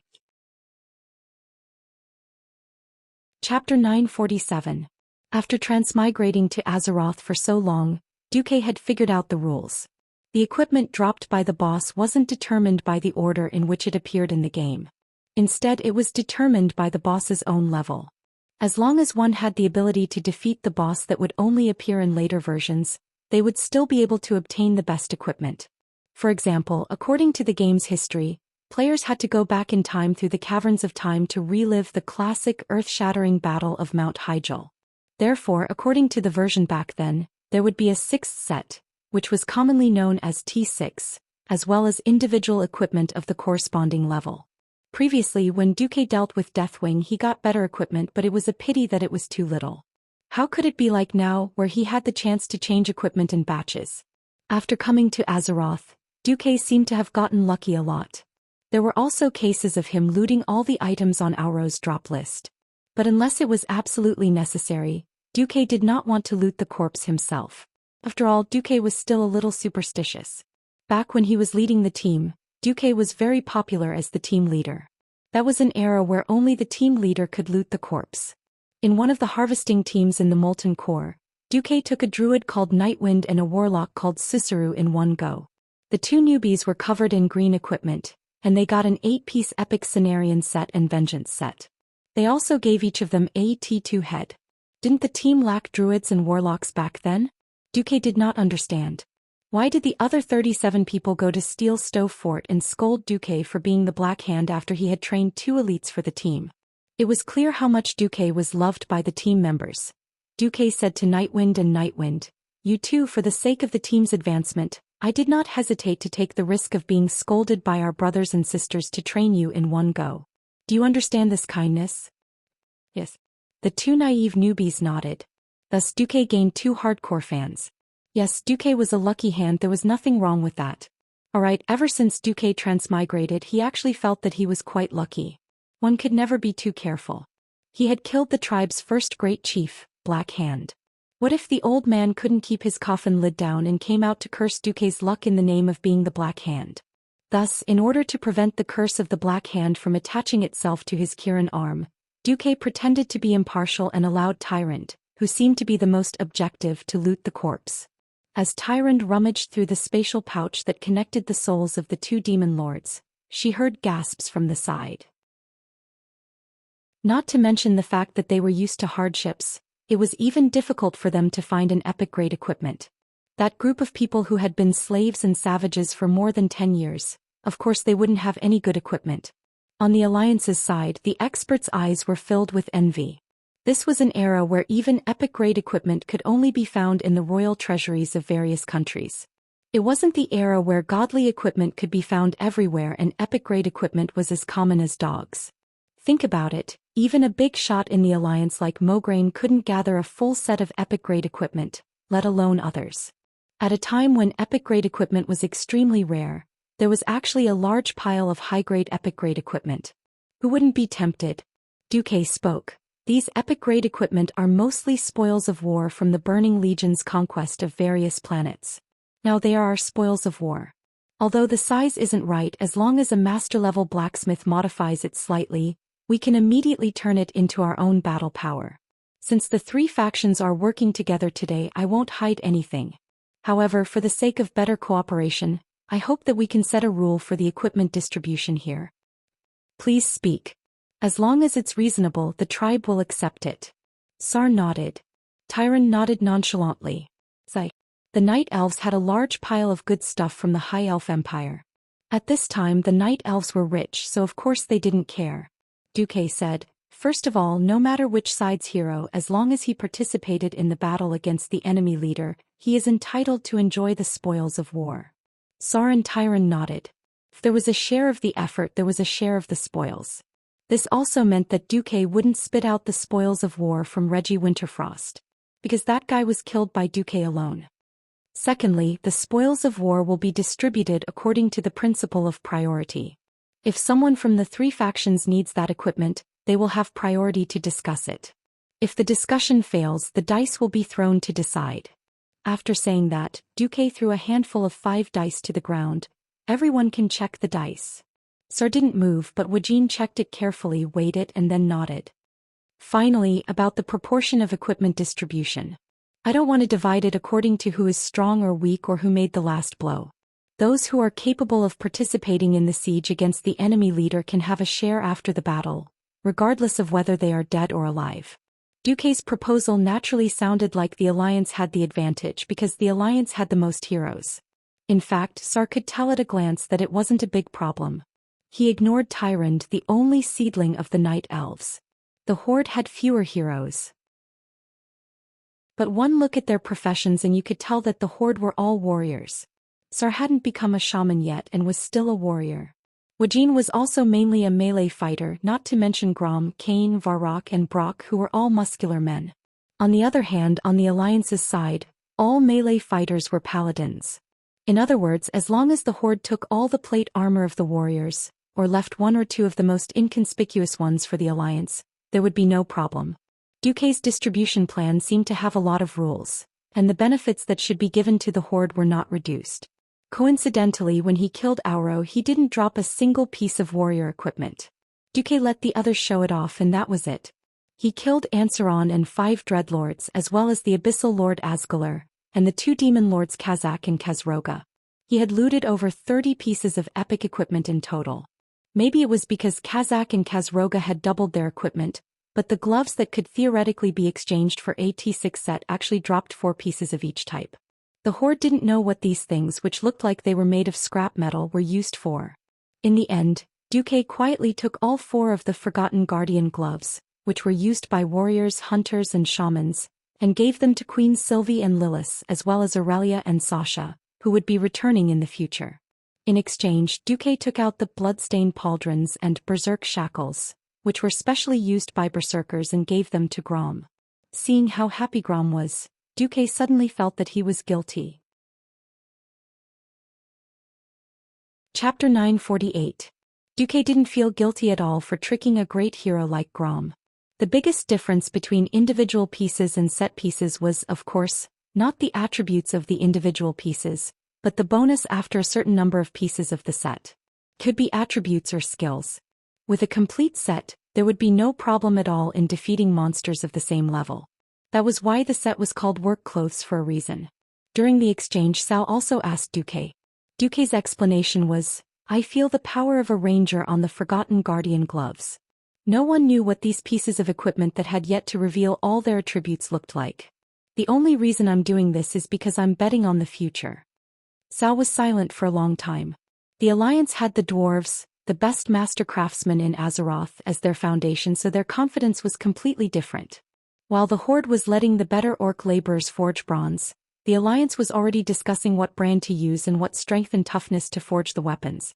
In particular, the 13 years of human slavery to the orcs had almost completely destroyed the orcs' legacy in the field of forging. Even though he knew that these 4 pairs of gloves were probably better things, Sal had to agree to Duque using 2 pieces of berserker equipment to exchange for the 2 Forgotten Guardian gloves that should have been given to the Horde. Because ready-made equipment could form an immediate combat power. Of course, the more important reason why Sal agreed to the exchange was that Duque had saved Grom's life in the Battle of Manaroth. Compared to the life of the Horde's #1 warrior and the life of a chief who was the core of the Horde, losing a little in terms of equipment wasn't a big deal. That was why in the afternoon, when Duque asked Bulang to forge the Forgotten Guardian gloves into Golan Wanderer gloves that could be used by rangers, Sal didn't think much of it. The orc heroes all felt that it didn't matter even if Duque took advantage of them. After all, without Duque to lead them, they might have all been wiped out in the last battle. How could they have defeated the boss and split the equipment? Sal would never know that the dirty Duque had already calculated it. In theory, Archimonde would also drop the Forgotten Guardian helmet. After killing Kazak and Khazroga, the 2 Burning Legion leaders who had inexplicably turned into Gemini mode, the Burning Legion's offensive became silent. At this moment, the Horde and the Night Elves were in an argument. In this era, if 30% of the troops were still able to remain standing, they would already be considered elites. In reality, the Horde's losses had reached 40%. The Alliance's side was slightly better at 25%. But the more modern Alliance had already used up 80% of their ammunition. In truth, the Alliance's combat strength had dropped even more. The only reason he was able to hold on until now was because of his last breath. The reason for the dispute was that the tribe couldn't hold on any longer and asked if they could evacuate some of their people first. Many tribal chiefs felt that the tribe had paid enough and that it was time to retreat. Otherwise, even if they won this world war, they would still lose the next battle for survival. One had to know that the Horde not only had the Alliance as their enemy, but even in Duroder itself, the Horde still had to face the Centaurs and Boars, 2 huge races with a total of more than 100,000 people. Tyrande, on the other hand, hoped that the Alliance and the Horde would hold the line until Malfurion was fully prepared. Sal suggested, "Anyway, the Night Elves just want us to stall for time, right? Then leave 10,000 elites in the tribe?" Tyrande argued, "What if the remaining people can't hold on?" Before Sal could speak, Wajin retorted, "Isn't there still the Night Elves' army? You have an army of more than 100,000 people, but only some of the rangers were used at the beginning, playing archery games in the safest arrow towers." Tyrande's eyes widened in anger. "How did that big bug die in the camp at the foot of the mountain?" Wajin rolled his eyes. "Well, you even cast 2 rounds of magic. Could it be that the Night Elves are just a bunch of people who only dare to hide in the dark and shoot arrows and magic? No wonder the Grey Valley didn't dare to fight us head-on. It's because Grom ridiculed them as soon as he arrived." He easily evoked Tyrande's memories. This crazy guy in front of her had killed Cenarius. Even if it was only for a short while, Cenarius had returned to the depths of the planet. Tyrande was also furious. "If your tribe thinks that the Burning Legion is more worthy of your loyalty, you can also join them. The beastmen drinking the demon's blood was also considered a great humiliation by the entire new tribe. Now that Tyrande had exposed the tribe's scars, the heroes of the tribe also felt like they had been slapped in the face. Enough. Thrall stopped his subordinates from causing a ruckus. Rather, the wise Thrall used his reckless subordinates as a cover and put on a good show. Tyrande Whisperwind. In order to stop the Archaeans from devouring the power of the World Tree and the Well of Eternity, tens of thousands of Alliance and Horde warriors have fallen on this mountain path forever. If you want this great alliance to continue, show me your trump card. At least show me in Duke Marcus. Tyrande bit her lip, her gaze like lightning as she swept across the heroes of the Alliance and Horde. You don't understand what the Night Elves are prepared to sacrifice. She was actually refusing to show her trump card. Thrall suddenly took a step forward. You won't even tell us how long we have to hold on. If you are willing to see the world destroyed and everyone perish together, then you can leave first. Tyrande slammed the table. Duque rubbed his brow. In the game, the alliance of the three factions was so close to each other that they were like brothers who had grown up together. In reality, there was already a huge conflict between the three factions. If not for the fact that they had a common enemy, it would have been a miracle for them to be able to work together.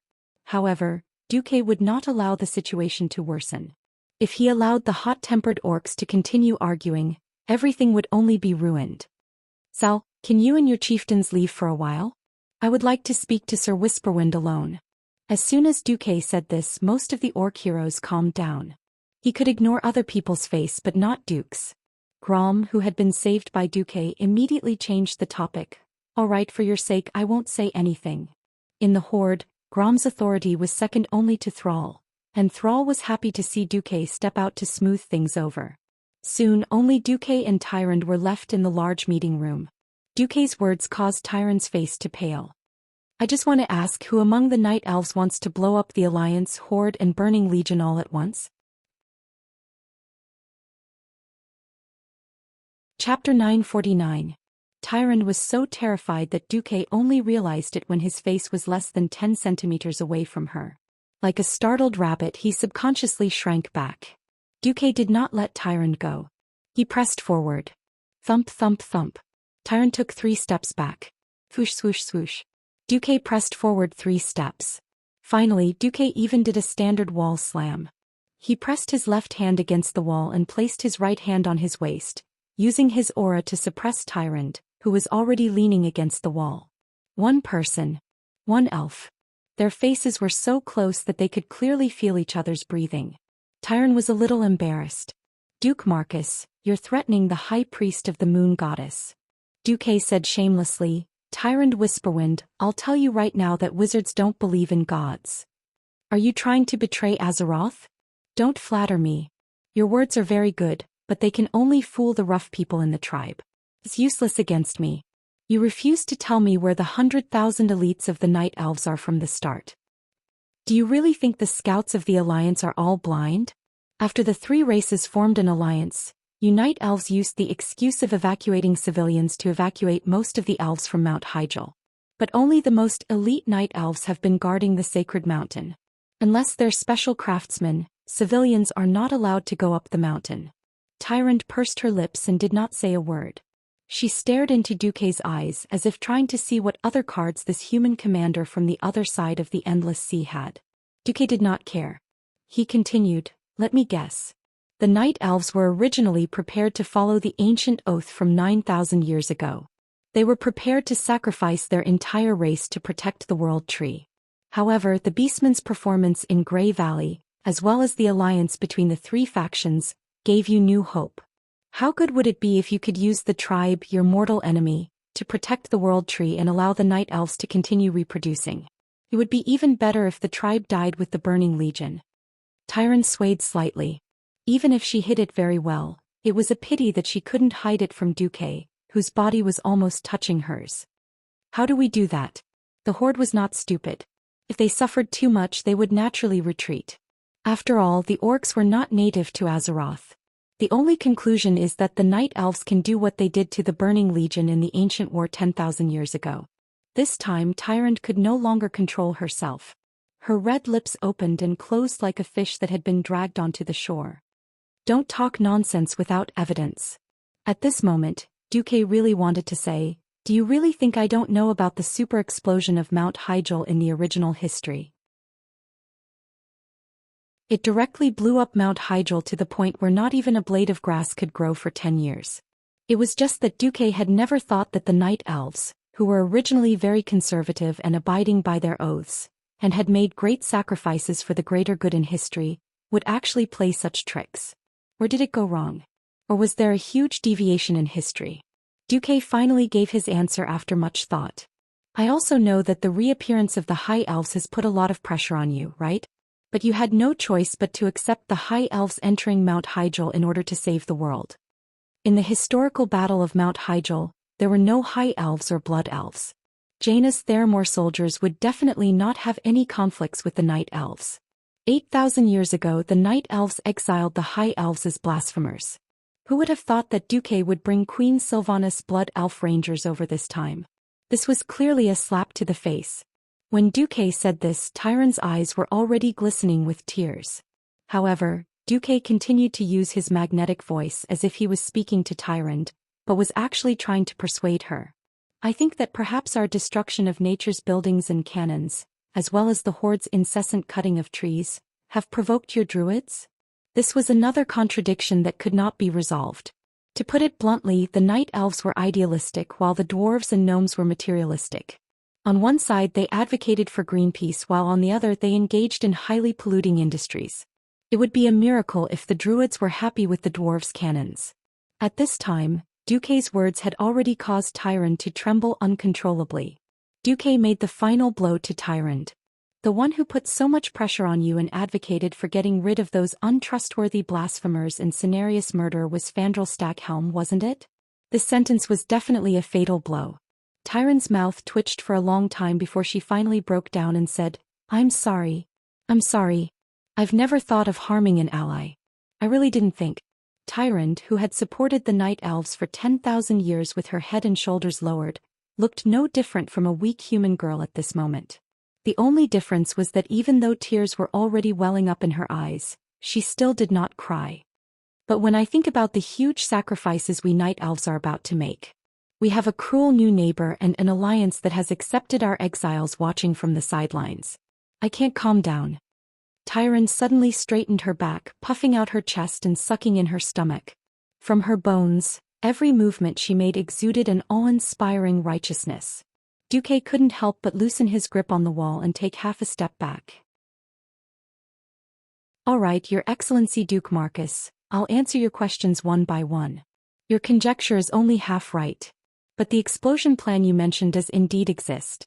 In the ancient war, the powerful guardian dragons were unable to stop the invasion of the Burning Legion. Why should we believe that you mere mortals can stop the footsteps of the demons? Even if the demons have been weakened by magic formations. Ugh. The power of the explosion is directly proportional to the number of souls sacrificed by the Night Elves. 100,000 elites were prepared to sacrifice themselves to protect this beautiful world. But how could we bear to see our remaining clansmen being bullied by cruel tribes after their sacrifice? How could we bear to see our beautiful forests being destroyed by wanton felling of trees? So dare I ask, isn't it too much to plan for the worst-case scenario? Furthermore, I haven't agreed to carry out Fandral Stackhelm's plan. At this moment, Duque suddenly understood the true intentions of the Night Elves. They were kinder than he had imagined. Chapter 950. Archdruid Fandral Stackhelm was an ancient night elf with a reputation that spread far and wide. He was already a prominent member of the Cenarian Circle when he was young. Stackhelm's tall stature and fiery temper made him a difficult and powerful druid in the eyes of the world. He often talked back to his master because of that, but Malfurion named him as one of the most talented students among all of his students. Similarly, Fandral was a representative of the radical faction in the Cenarian Circle. Under Duque's probing interrogation, Tyrant had no choice but to confess. This time, the power of the radical faction had affected the strategy that Tyrant and Malfurion had decided on. Although Tyrant had used a lot of modifiers and changed parts of the content to cover up Fandral Stackhelm's radical words, her efforts did not escape the detection of the System Elf. The incredibly arrogant System Elf even had a function similar to a lie detector. Based on Tyrant's heartbeat, speech speed, tone of voice, dilation of pupils and other objective data, as well as the slang of the High Elf Salis language, it was able to make a reverse inference. After all, as a branch of the Darnassus language of the Night Elves, Salis and many things were similar to Darnassus. Of course, in the eyes of the proud High Elves and Blood Elves, Mixing Salus and Darnassus together was an abnormally foolish and impudent move. Tyrande would never have dreamed that a young man like Duque, who looked to be in his 20s, would actually understand Darnassus and be proficient in the illusions within it. Just like that, no matter how Tyrande tried to hide it, the system elf was able to reproduce Fandrel's original words. Those incompetent beastmen only know how to kill our brethren and burn our forests. The first wave of attacks from the enemy caused them to lose the camp that they had cut down tens of thousands of century-old trees to build. I really don't understand why Tyrande Whisperwind would choose to trust those cruel green-skinned beasts. Is it because she believes in a so-called prophet who has been resurrected? O God of nature, we can't even be sure if Medivh is still serving the Burning Legion. What we can be sure of is that it was the weak Medivh who personally opened the dark portal and started the calamity of destruction. Alliance? The humans who seem to have crossed the sea to help us are good helpers? This is great. They even grandly brought along those who called themselves Sindorii, but were actually blasphemers who called themselves Dorii. He still remembered that their abuse of arcane magic led to the invasion of the Burning Legion and the collapse of ancient Kalimdor. Countless night elves were massacred by the demons. Therefore, as early as 8,000 years ago, using arcane magic was already a crime punishable by death. We don't need reinforcements.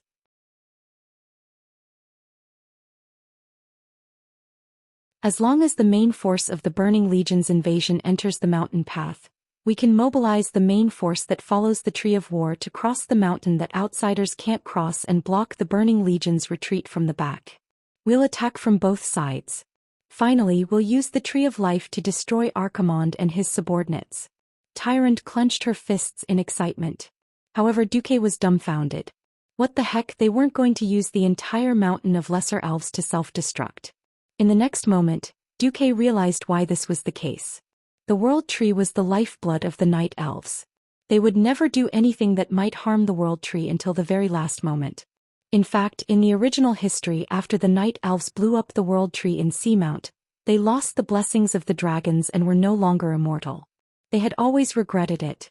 The most obvious example was when Fandrel planted the second World Tree, Nordrassil, in Darnassus. However, Duque had thought that the Night Elves were going to self-destruct all the Lesser Elves. In the end, the misunderstanding was huge. However, Duque remembered clearly that there was no such thing as deterring the army from the back in the original history. After killing the fourth boss, Khazroga, Tyrande directly became a bystander. After giving the players a kill you 3,000 card parachute, she let the bitter players fight with Archimonde. Chapter 951. Duque didn't blame the Night Elves for having their own thoughts. Even the Titans of creation had their own selfish motives these days. They would turn bad and fall. Look, didn't Sardras learn bad things? Did he run out and start his own faction? With the intention of seeking common ground while reserving differences, Duque was very sincere in pulling the Night Elves, who were fated to be members of the Alliance, into the abyss of suffering that was the Alliance. Oh, it was a great united and loving family under Duque's control. Duque suddenly thought of something and immediately reminded Tyrande, No. Mortals are useless now. We've already eliminated all the leaders of the Burning Legion's invasion force, except for Archimonde. According to Archimonde's habits, he'll personally take action soon. In front of him, all those who haven't entered the realm of heroes or are below the Radiant Moon realm are meaningless. Tyrande seemed very shocked. From the look on her face, Duque knew that empiricism was the death of one. Tyrande was one of the few who had witnessed the ancient war. She had seen with her own eyes that even the powerful dragons had to suffer under the horde of demons that blotted out the skies. However, the Night Elves were too secluded. For 10,000 years, they had never thought that the Burning Legion would have a commander who liked to fight in close combat. The Burning Legion still had at least 200,000 demons. Why would he roll up his sleeves and fight? Tyrande instinctively didn't believe it. At this moment there was an urgent knock on the door. High Priestess. High Priestess. Are you there? Tyrande immediately knew that it was her trusted aide, Melon's voice. Come in. As a high-ranked priestess of the Moon Lady Church, Melon was definitely one of the best in terms of appearance and martial arts. Melon practically rushed in. Even though she tried to control her emotions, her face and eyes were filled with anxiety and fear. Ignoring Duque's presence, or perhaps assuming that Duque did not understand the ancient language of Darnassus. Melland nodded at Duque and quickly walked to Tyron's side. Our ambush team has been discovered. The main force of the Burning Legion attacked our forces, and we can confirm that Archimonde was personally involved. Lord Shimurian has activated his ultimate combat technique. Based on initial judgment, Arkharens is not injured. Tyron's face paled in an instant. She clenched her fists so tightly that her knuckles turned white from clenching her fists. She raised her beautiful face and revealed a cold smile. She spoke in the same Darnassus language, but this time to Duque. Lord Marcus, your opinion is correct. The fighting power of mortals is meaningless. Melander jumped in fright. Didn't this mean that Duque had heard everything he had just said? Duque gracefully performed a Cadorese ancient salute, his lips parting slightly. Vendel o Aranis Hindu.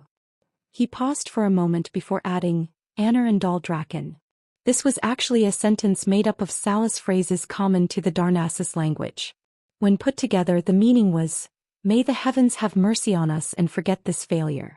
May we have the courage of a dragon to face new challenges. Duque's words were gentle and kind, filled with wisdom and determination to fight against evil. For a moment, the two priests almost thought that they were facing the wise demigod Cenarius instead of a young human. Tyrant and Melland crossed their arms in front of their chests and placed their fingers on their shoulders. They bowed deeply to Duque and spoke in the human language. In order to not let the sacrifices of our people be in vain, I hope that we can put aside our differences and work together to destroy the demon Archimonde. Greeting each other in the language of the other was already the most formal form of etiquette. In an instant, both sides had an inexplicable sense of goodwill and recognition towards each other. I'll have to trouble the night elves to prepare their last resort, Duque sighed. All right. Before that, let's inform the tribe. Duque and Tyrant went out together and told Thrall that the night elves' ambush had been wiped out by Archimonde. Thrall, Wajin, and the other chiefs all had very interesting expressions when they heard that the night elves' army of 100,000 had been annihilated. Tyrant spoke, the mortals' defense is no longer meaningful. The night elves have agreed to the alliance and the tribe's retreat. However, if possible, we still hope that each side can send their strongest to support this battle that will decide the fate of the world. The tribe had a quiet discussion, and the final result was a pleasant surprise for Duke. Apart from Varrock, almost all of the tribe's strongest fighters had chosen to participate in the battle. Thrall, Grom, Kane, Wajin, and Brock. Varrock, lead the army back to Orgrimmar. If I don't come back, you'll be the next chief of the tribe. As soon as Thrall gave the order, Varrock Salyafar cried on the spot, Chief, I never thought that I was made for the position. You have to come back. On the other side, Kane was also instructing his deputy, if I die, let Bane be the chief. The Alliance's side was even more so. The group of strong fighters who had come here were prepared to fight to the end. Those who should stay were all on the Eastern Kingdom's mainland. For example, at this point in time, Varian, who was not very strong yet, Abendis, who stayed behind to assist Queen Kalia, and Magni Bronzebeard did not come. Even the most unexpected situation for Duque had appeared. Jaina was actually instructing Aegwin, if I don't come back, go find Gina Goldsword. I think she might have a child with my father. If not, he or she is the next king of Kul Tiras. If not, just make one up. Anyway, the legacy of Kul Tiras cannot be broken. Perhaps some people would ask, but Azeroth had been destroyed. What was the point of inheritance? This was related to another secret plan of the Alliance. Before Duque brought the large army to Mount Hyjal, he had announced that if they lost, he hoped that the remaining kings and leaders would lead all the survivors to open the dark portal again and find a way to find a new planet. At the very least, they could let the people take refuge in Draenor first. It was precisely because of this that the countries could send their strongest fighters to participate in the war without any scruples. The sun was setting. The army retreated from the portal like a tide. The tribe returned directly to Durotar. The Alliance soldiers teleported to Theramore. At this time, the strong fighters of the three sects had already gathered around Duque. Queen Sylvie smiled. Duque, did you foresee this outcome? If everything could be done with foresight, then the so-called life is just thousands of boring journeys dominated by fate. To put it bluntly, there are countless paths in fate and there is no absolute right or wrong. As long as it is my own choice, I will not regret it.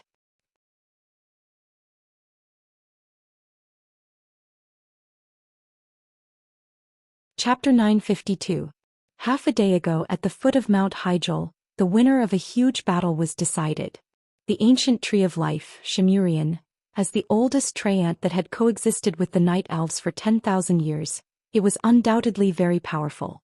It was a pity that its opponent was Archimonde, the commander of the Burning Legion. Be it in terms of size, strength, or magic, Xianxia did not have an advantage at all. Moreover, the tree folk's natural trait of being slow made it impossible for it to gain any advantage against an opponent of the same size. In front of Archimonde, the old tree ant that was as tall as a 10-story building was just an extremely huge punching bag. Ha ha, ha. Is this the killer move that you've been preparing for 10,000 years? Weak. Too weak. Being weak is a sin. The outcome of being weak is destruction. Facing Archimonde's maniacal laughter, the old tree ant shouted, "Every living being on this planet will resist the Burning Legion to the end. Resistance is useless. How would you know if you don't try?" The tree of life roared angrily. It moved its thick legs that were as tall as a 3-story house and began to launch its final charge at Archimonde. Not only the old tree ant, but all the remaining night elves in the vicinity launched their final charge at Archimonde. Ha ha ha. Archimonde pushed his left palm lightly as he laughed sinisterly. It was clearly just a seemingly meaningless press. However, the surrounding space seemed to have been subjected to an extremely heavy pressure. Everything in the field of vision was violently compressed into a large pancake. In the next second, the compressed space returned to its original shape like a spring. The terrifying impact that was so huge that it could cause mountains to collapse and the earth to crack suddenly exploded. Ultimate move, air explosion. The tall and slender bodies of the night elves were sent flying in all directions like grass being blown away by a strong wind. In fact, every one of them had already lost their lives in midair. They landed heavily hundreds of meters away, leaving only corpses that had lost their lives and souls. Thousands of ethereal soul fires that were like little sparks were forcefully gathered in Archimonde's huge palm. On that cruel face that was unique to Eridar demons, Archimonde's lips curled into a disdainful sneer. So, punishment. Bright green, orange, rose red. Tens of thousands of night elf souls were instantly tainted and forced to fall. The infamy of Archimonde the Defiler was on full display at this moment. Then 3 types of evil spiritual lights that exuded an indescribably disgusting feeling landed on the old Trent's huge body at the same time. 1 step. 2 steps. 3 steps.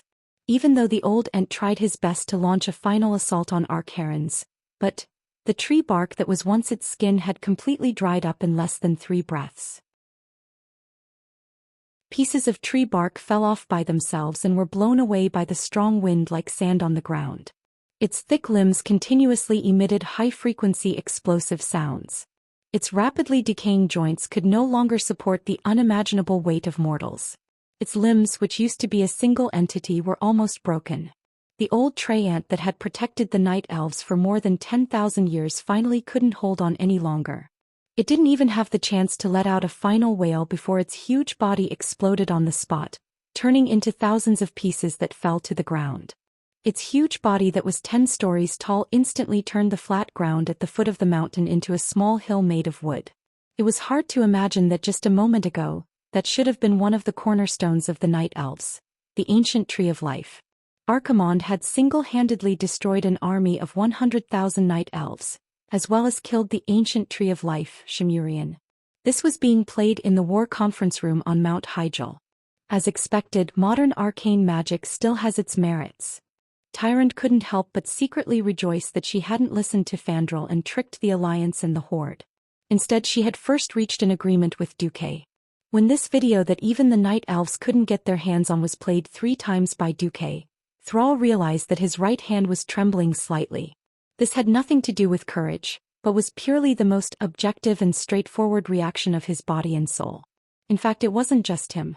Even Grom, a superhero who had killed 2 Lords of the Abyss, had shock and awe written all over his face. Everyone was probably asking themselves, do I really have a chance of winning against such a terrifying existence that only took an hour to destroy an army of 100,000? Think about it. Even the brave and fearless Horde hero had fallen silent, let alone the other powerhouses. But soon, the two heroes from the Horde and the Night Elves realized that the atmosphere wasn't right. On the Alliance's side they were shocked, but that was all. Most of the powerhouses of the Alliance didn't have the slightest bit of disappointment or fear on their faces. Instead they looked eager and excited. Following the line of sight of the powerhouses of the Alliance, the others suddenly realized that the focus of their gazes was on Duque. Queen Sylvanas sat by the window feeling the chilly wind blowing in from outside. She didn't seem to care about Archimonde's strength at all in the face of the great enemy. She leaned against the window with her left hand and placed her right hand on her waist. With a rather lazy voice she said, "Duque, don't scare them anymore. Just say what you've discovered." Mograine also smiled. "I've learned to analyze the enemy's situation and predict the enemy's methods and movements for more than a decade, but I still feel that I'm far from you, Duque. Please speak, Duque." "For the victory of Azeroth," Sar said in a low, muffled voice. Duque didn't argue any further. He directly extracted the most crucial frozen image of the magic mirror. "Everyone, please look at these images. These are the summary of Archimonde's combat power from when he descended on the Dalajan and half a day ago. I don't know if my summary is correct, but if you encounter similar situations in the upcoming battles, you might as well use my opinion as your first reference. First of all, this fire, I'll temporarily name it Fire of Destruction.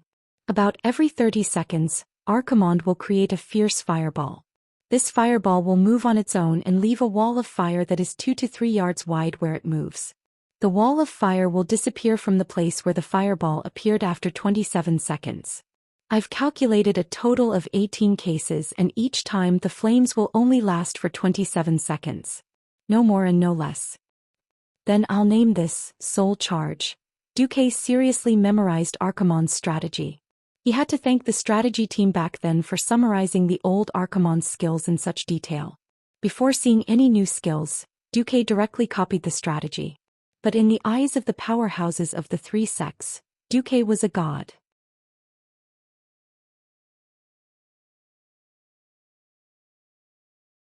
This gave the allied forces of the three sects an unimaginable breathing space. Just for this, Duque would wake up laughing even in his dreams. On the day of the decisive battle, Archerons finally arrived. There was no need for any alarm bells or anything. His voice was so loud and clear that it sounded like 100 loudspeakers had been turned on. It actually traveled from the foot of the mountain to the top of the mountain. "Tremble, mortals. Despair. Destruction has come. Resistance is futile. Your world will be burned to ashes. Your soul will be reset to zero forever. Everything will be devoured. I am the end of everything." The loud declaration echoed through the sky. On the top of the mountain, almost every century-old tree let out the rustling sound of leaves. The wooden house creaked and groaned, as if the sound waves alone were already too much for the house to bear. Walking out of the house, looking at the falling leaves, there was a feeling that everything was dying and falling into destruction. From the top of Mount Hyjal, it was impossible to directly see the foot of the mountain, but this did not prevent the heroes from seeing where Archerons was through the red sky in the distance. Different from the blue sky and white clouds between the foothills of Mount Hyjal, Archerons was definitely a superhero who had his own background image and background music. Above his head there were rolling violent red clouds. That kind of mud-like chaos, coupled with the dull sound that sounded like thunder. Everyone would feel fear, the only difference was whether it was more or less. Standing at a place where they could see the mountainside, Duque and Jaina stood side by side. In front of this super boss who seemed to move slowly, but could actually move more than 50 meters with a single step, Queen Sylvanas, who was an agile type of hero, became slow and unsuitable for scouting. Duque Archron's body. Yes. This guy has grown taller again. Duque also had a bitter taste in his mouth. He also could not understand why a demon could grow taller after having more power. This guy was already tall enough. With a height of nearly 100 meters, any titan was just a dwarf in front of him. Alright, after this guy went to the foot of the mountain to play a round of massacre, he had grown to a height of 50 stories when he came back. The power of darkness on his body was so violent and vast. Just the aftermath that flowed out caused the entire mountain path and even the cliffs within a radius of nearly 1,000 meters to wither. The grass instantly withered. The trees decayed in the blink of an eye. Even the black soil that contained more moisture instantly dried up and turned yellow, turning an ominous brownish red. This was very similar to the cursed land near the Door of Darkness. The nearly 20-meter-tall city wall near the mountainside had once caused countless demons to suffer on the spot, but now it was like a toy. With a light kick, Arkharens sent the entire wall flying. Thanks to the astonishing craftsmanship of the dwarven craftsmen and the stronger steel structure, after Arkharens kicked the concrete attached to the steel bar support net did not explode immediately. Instead it wrapped around Arkharens's feet like silk threads. Just as Duque was wondering if he could use the steel bar to trip the horse, fire of destruction came. The flames that appeared out of thin air under Arkharens's feet easily melted the 100-meter-long steel bar net into molten iron in less than a second. Duque and Jaina were tongue-tied. Tyrant had appeared beside Duque at some point in time. She was riding on one of her signature white tigers. The usually majestic white tiger actually let out a timid roar when it saw the gigantic ack. Duque, you were right. A mortal army can only ruin things in front of such an existence. With that, Tyrant suddenly clamped the tiger under her. The white tiger immediately understood and turned around to leave. Who would have thought that Thrall would come again, riding a giant black wolf that was not much smaller than a water buffalo? Duque, thank you. At least you didn't let the good men of the tribe die in vain.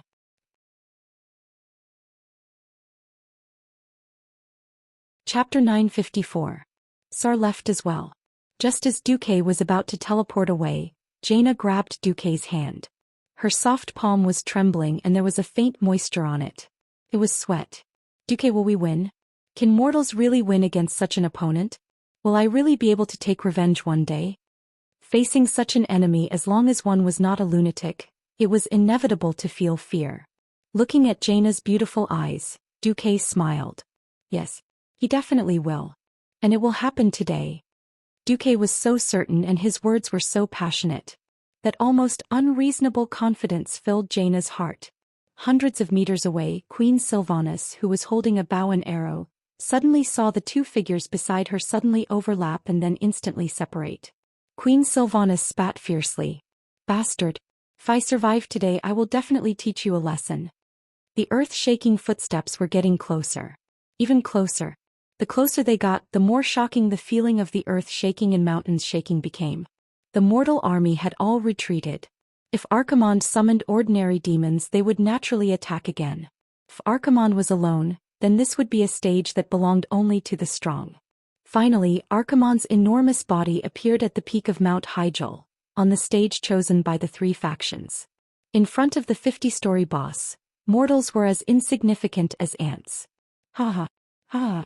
I thought that the so-called brave warriors who were fighting against the Burning Legion had all run away in fear.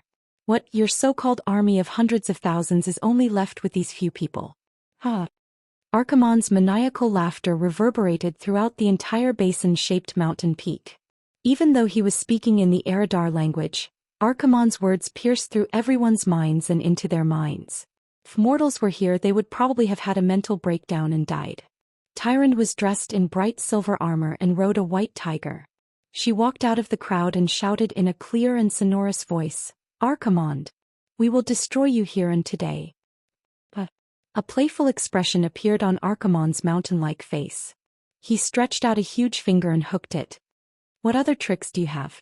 Come on, I'll take them all." Next to him, Malfurion shouted, "Accept the punishment of justice." Archimonde the Defiler. The next moment, Arkharens was suddenly surrounded. Amidst the green fog that had appeared out of nowhere, for towering figures that were almost as large as the Arkharens appeared.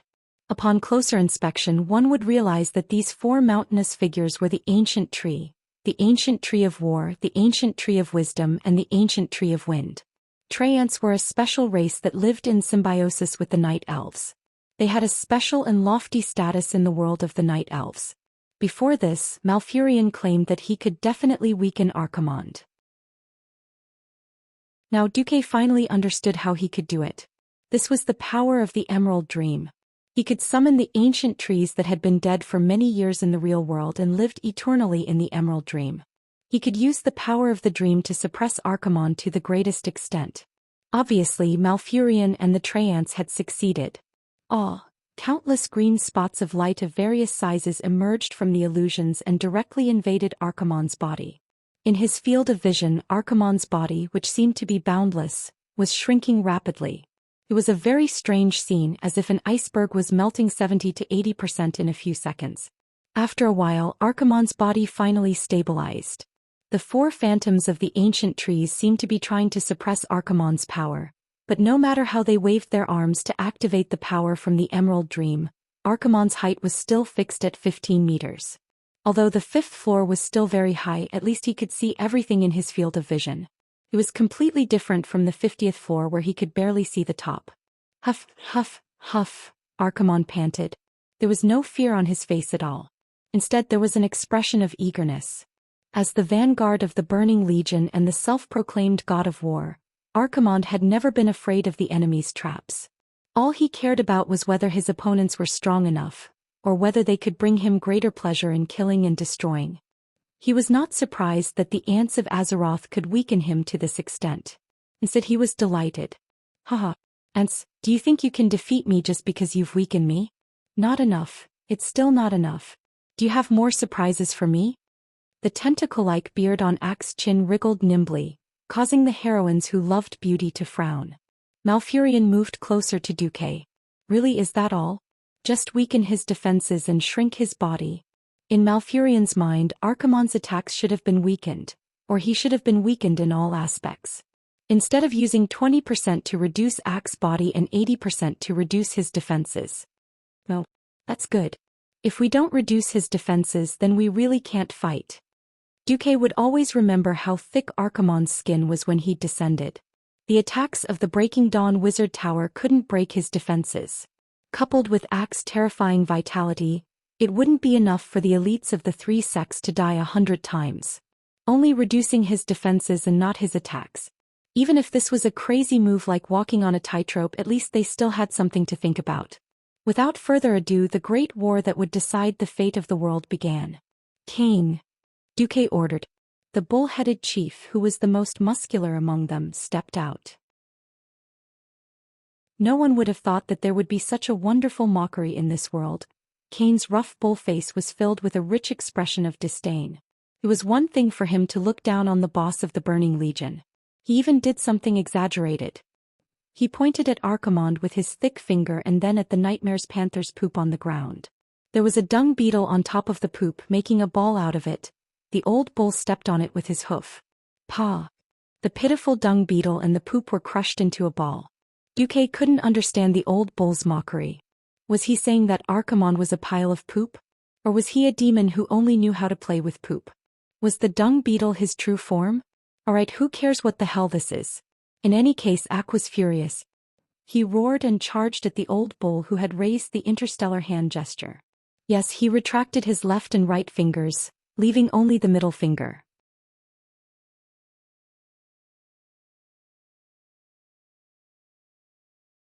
Chapter 955. As a pharaoh, whether it was before or after transmigrating, Duque did not understand how a warrior's taunt skill worked. Could it be that he would shout, "Grandson," when he saw something strange? Then the monster would be angry? The head of state would be angry? Even a guy like Arkharens would be angry? Arkharens really went to look for Old Bull. Speaking of which, Kane was still very young at this time. Why did Duque like to call Kane Old Bull when he saw that he had a long beard? Alright, regardless of him, the effect was surprisingly good. Archimonde raised his fist high. Even though he had only roared, Duke felt that Archimonde was saying, "You might die with one punch." That kind of punch was like throwing an excavator at him, and Duke's small body definitely wouldn't dare to take it. Then Kane vomited blood from the punch. The huge totem pole was a super heavy weapon to beat people up. It was also a defensive artifact. Kane's totem pole was thicker than the main beams of many human houses. The old bull took a horse stance and raised his totem pole to receive Archimonde's punch.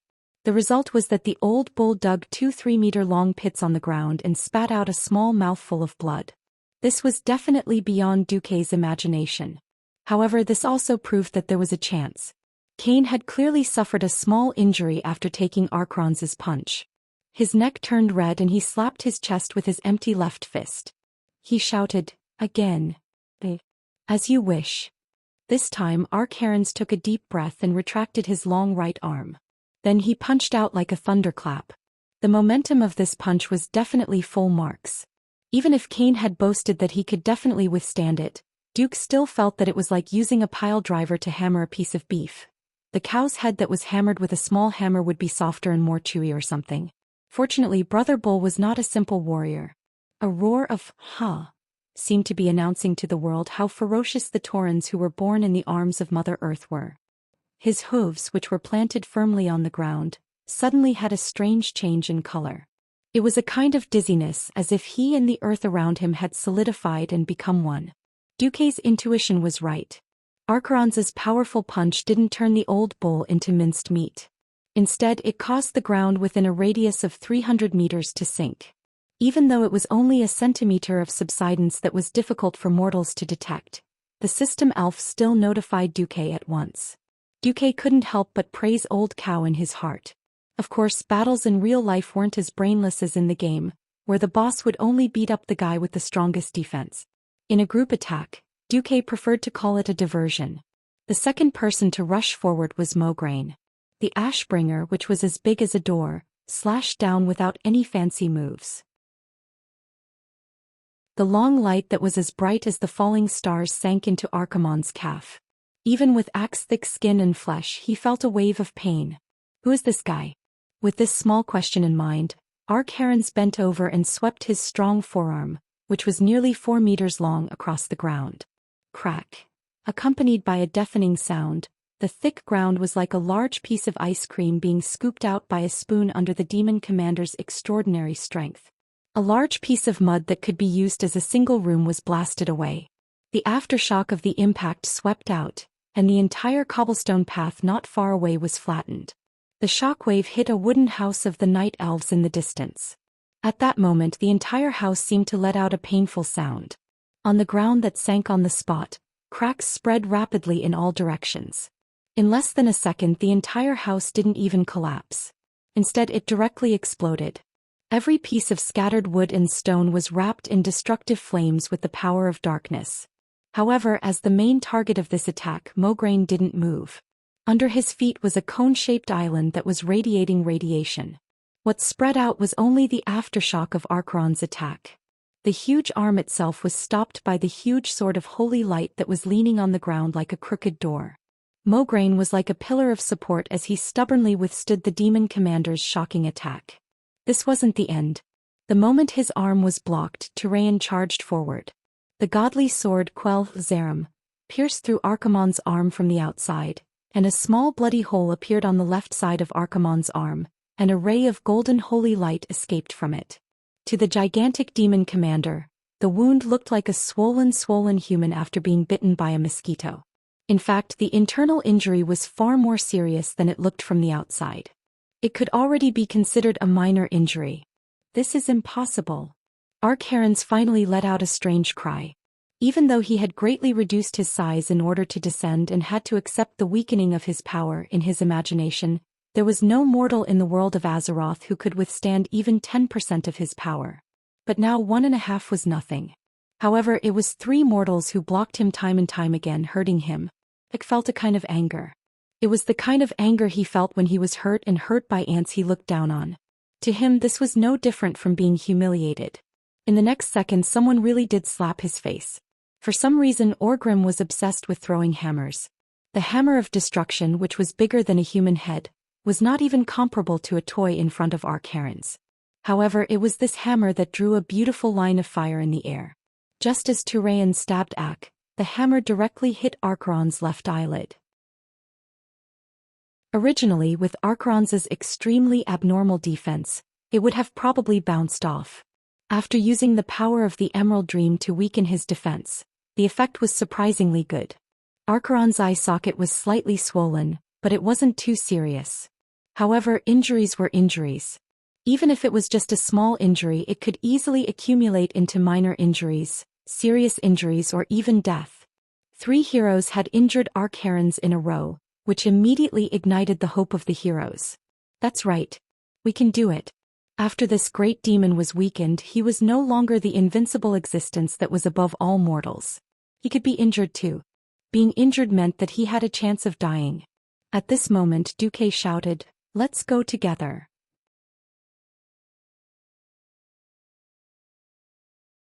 Chapter 956. If there was a chance, Duque wouldn't mind finding 24 demigod-level players who couldn't be killed and could resurrect infinitely to kill Archimonde. Wasn't it just a pain in the ass grinding? If their equipment was strong enough and their intelligence wasn't lacking, they could always be killed. Unfortunately, it seemed that Duque was the only one in this world who could resurrect and not change his race. In this Hell Mode instance dungeon that could only be played once, what Duque could do was to get the strongest helpers to kill the boss. With just a glance, Duque's heart was filled with boundless pride. A bunch of fierce people. They weren't heroes, they were fierce people who were destined to enter the instance dungeon and become bosses. Now they're all Duque's underlings. Well, they're not even members. The main members had to beg their grandfathers and grandmothers and pray that their families weren't messed up so they didn't need to open a taobao shop at night or feed their children, or the dormitory's electricity would be cut off at 11 o'clock. It wasn't easy to pull these historically famous guys into the team. As long as they joined, they would definitely do their best to be good fighters. In the original history, only Tyrant, Jaina, and Thrall would participate in this super battle, but Du upgraded it to a super battle where the elites of the three factions gathered. It wasn't an exaggeration to say that if any of the members here died, it would definitely cause the fate of the team to collapse. On the other hand, they were definitely the best. The only fly in the ointment was that there were fewer healers and more warriors.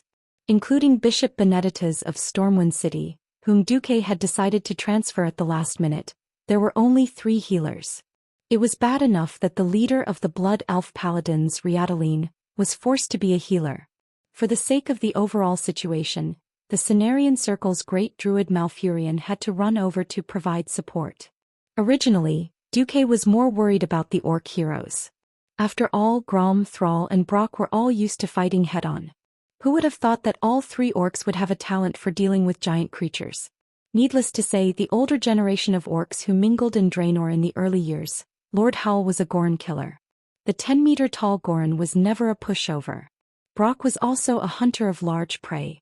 What surprised Duque the most was Sal. He was 2.5 meters tall, but his movements were extremely agile. He was proficient in dodging, turning, rolling, and crawling. One had to know that even though Archimonde had shrunk, he was still as tall as a 5-story building. A simple wave of his hand, a kick, and a fire of destruction would cause buildings of all sizes to crumble under his attack. Less than a minute after the battle started, the aftermath of the battle had already bulldozed half of the Night Elves' town.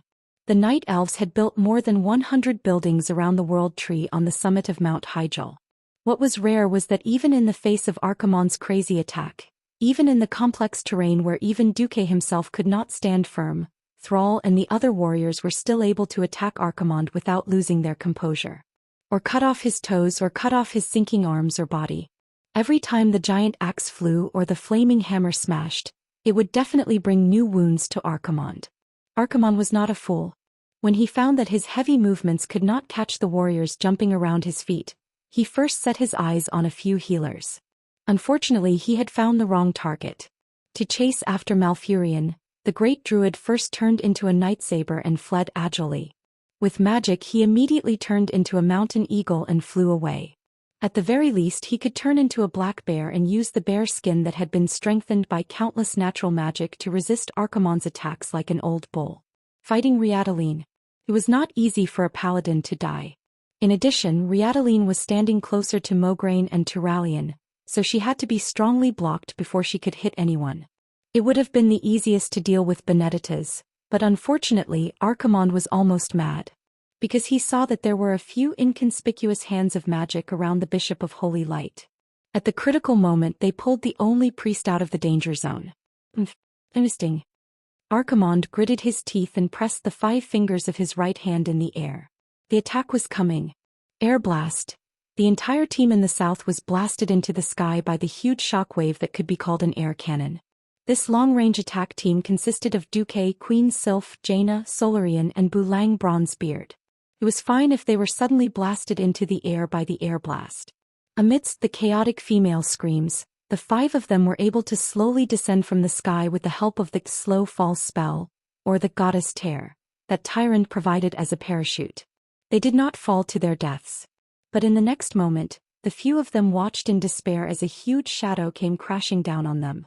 Having gotten rid of the other heroes, Archimonde pounced over. The moment he came up, he gave them a big slap. What did it feel like to be slapped by a huge palm that was at least 2 meters long when opened up? Frankly speaking, it looked like a tsunami. The wide green demonic hand created a sharp sound as it slapped over, like the shrill wail of a banshee. Not to mention that the rows of houses just now easily collapsed under the attack of this demonic hand. The most shameless thing was that at this moment, Archimonde's curse arrived.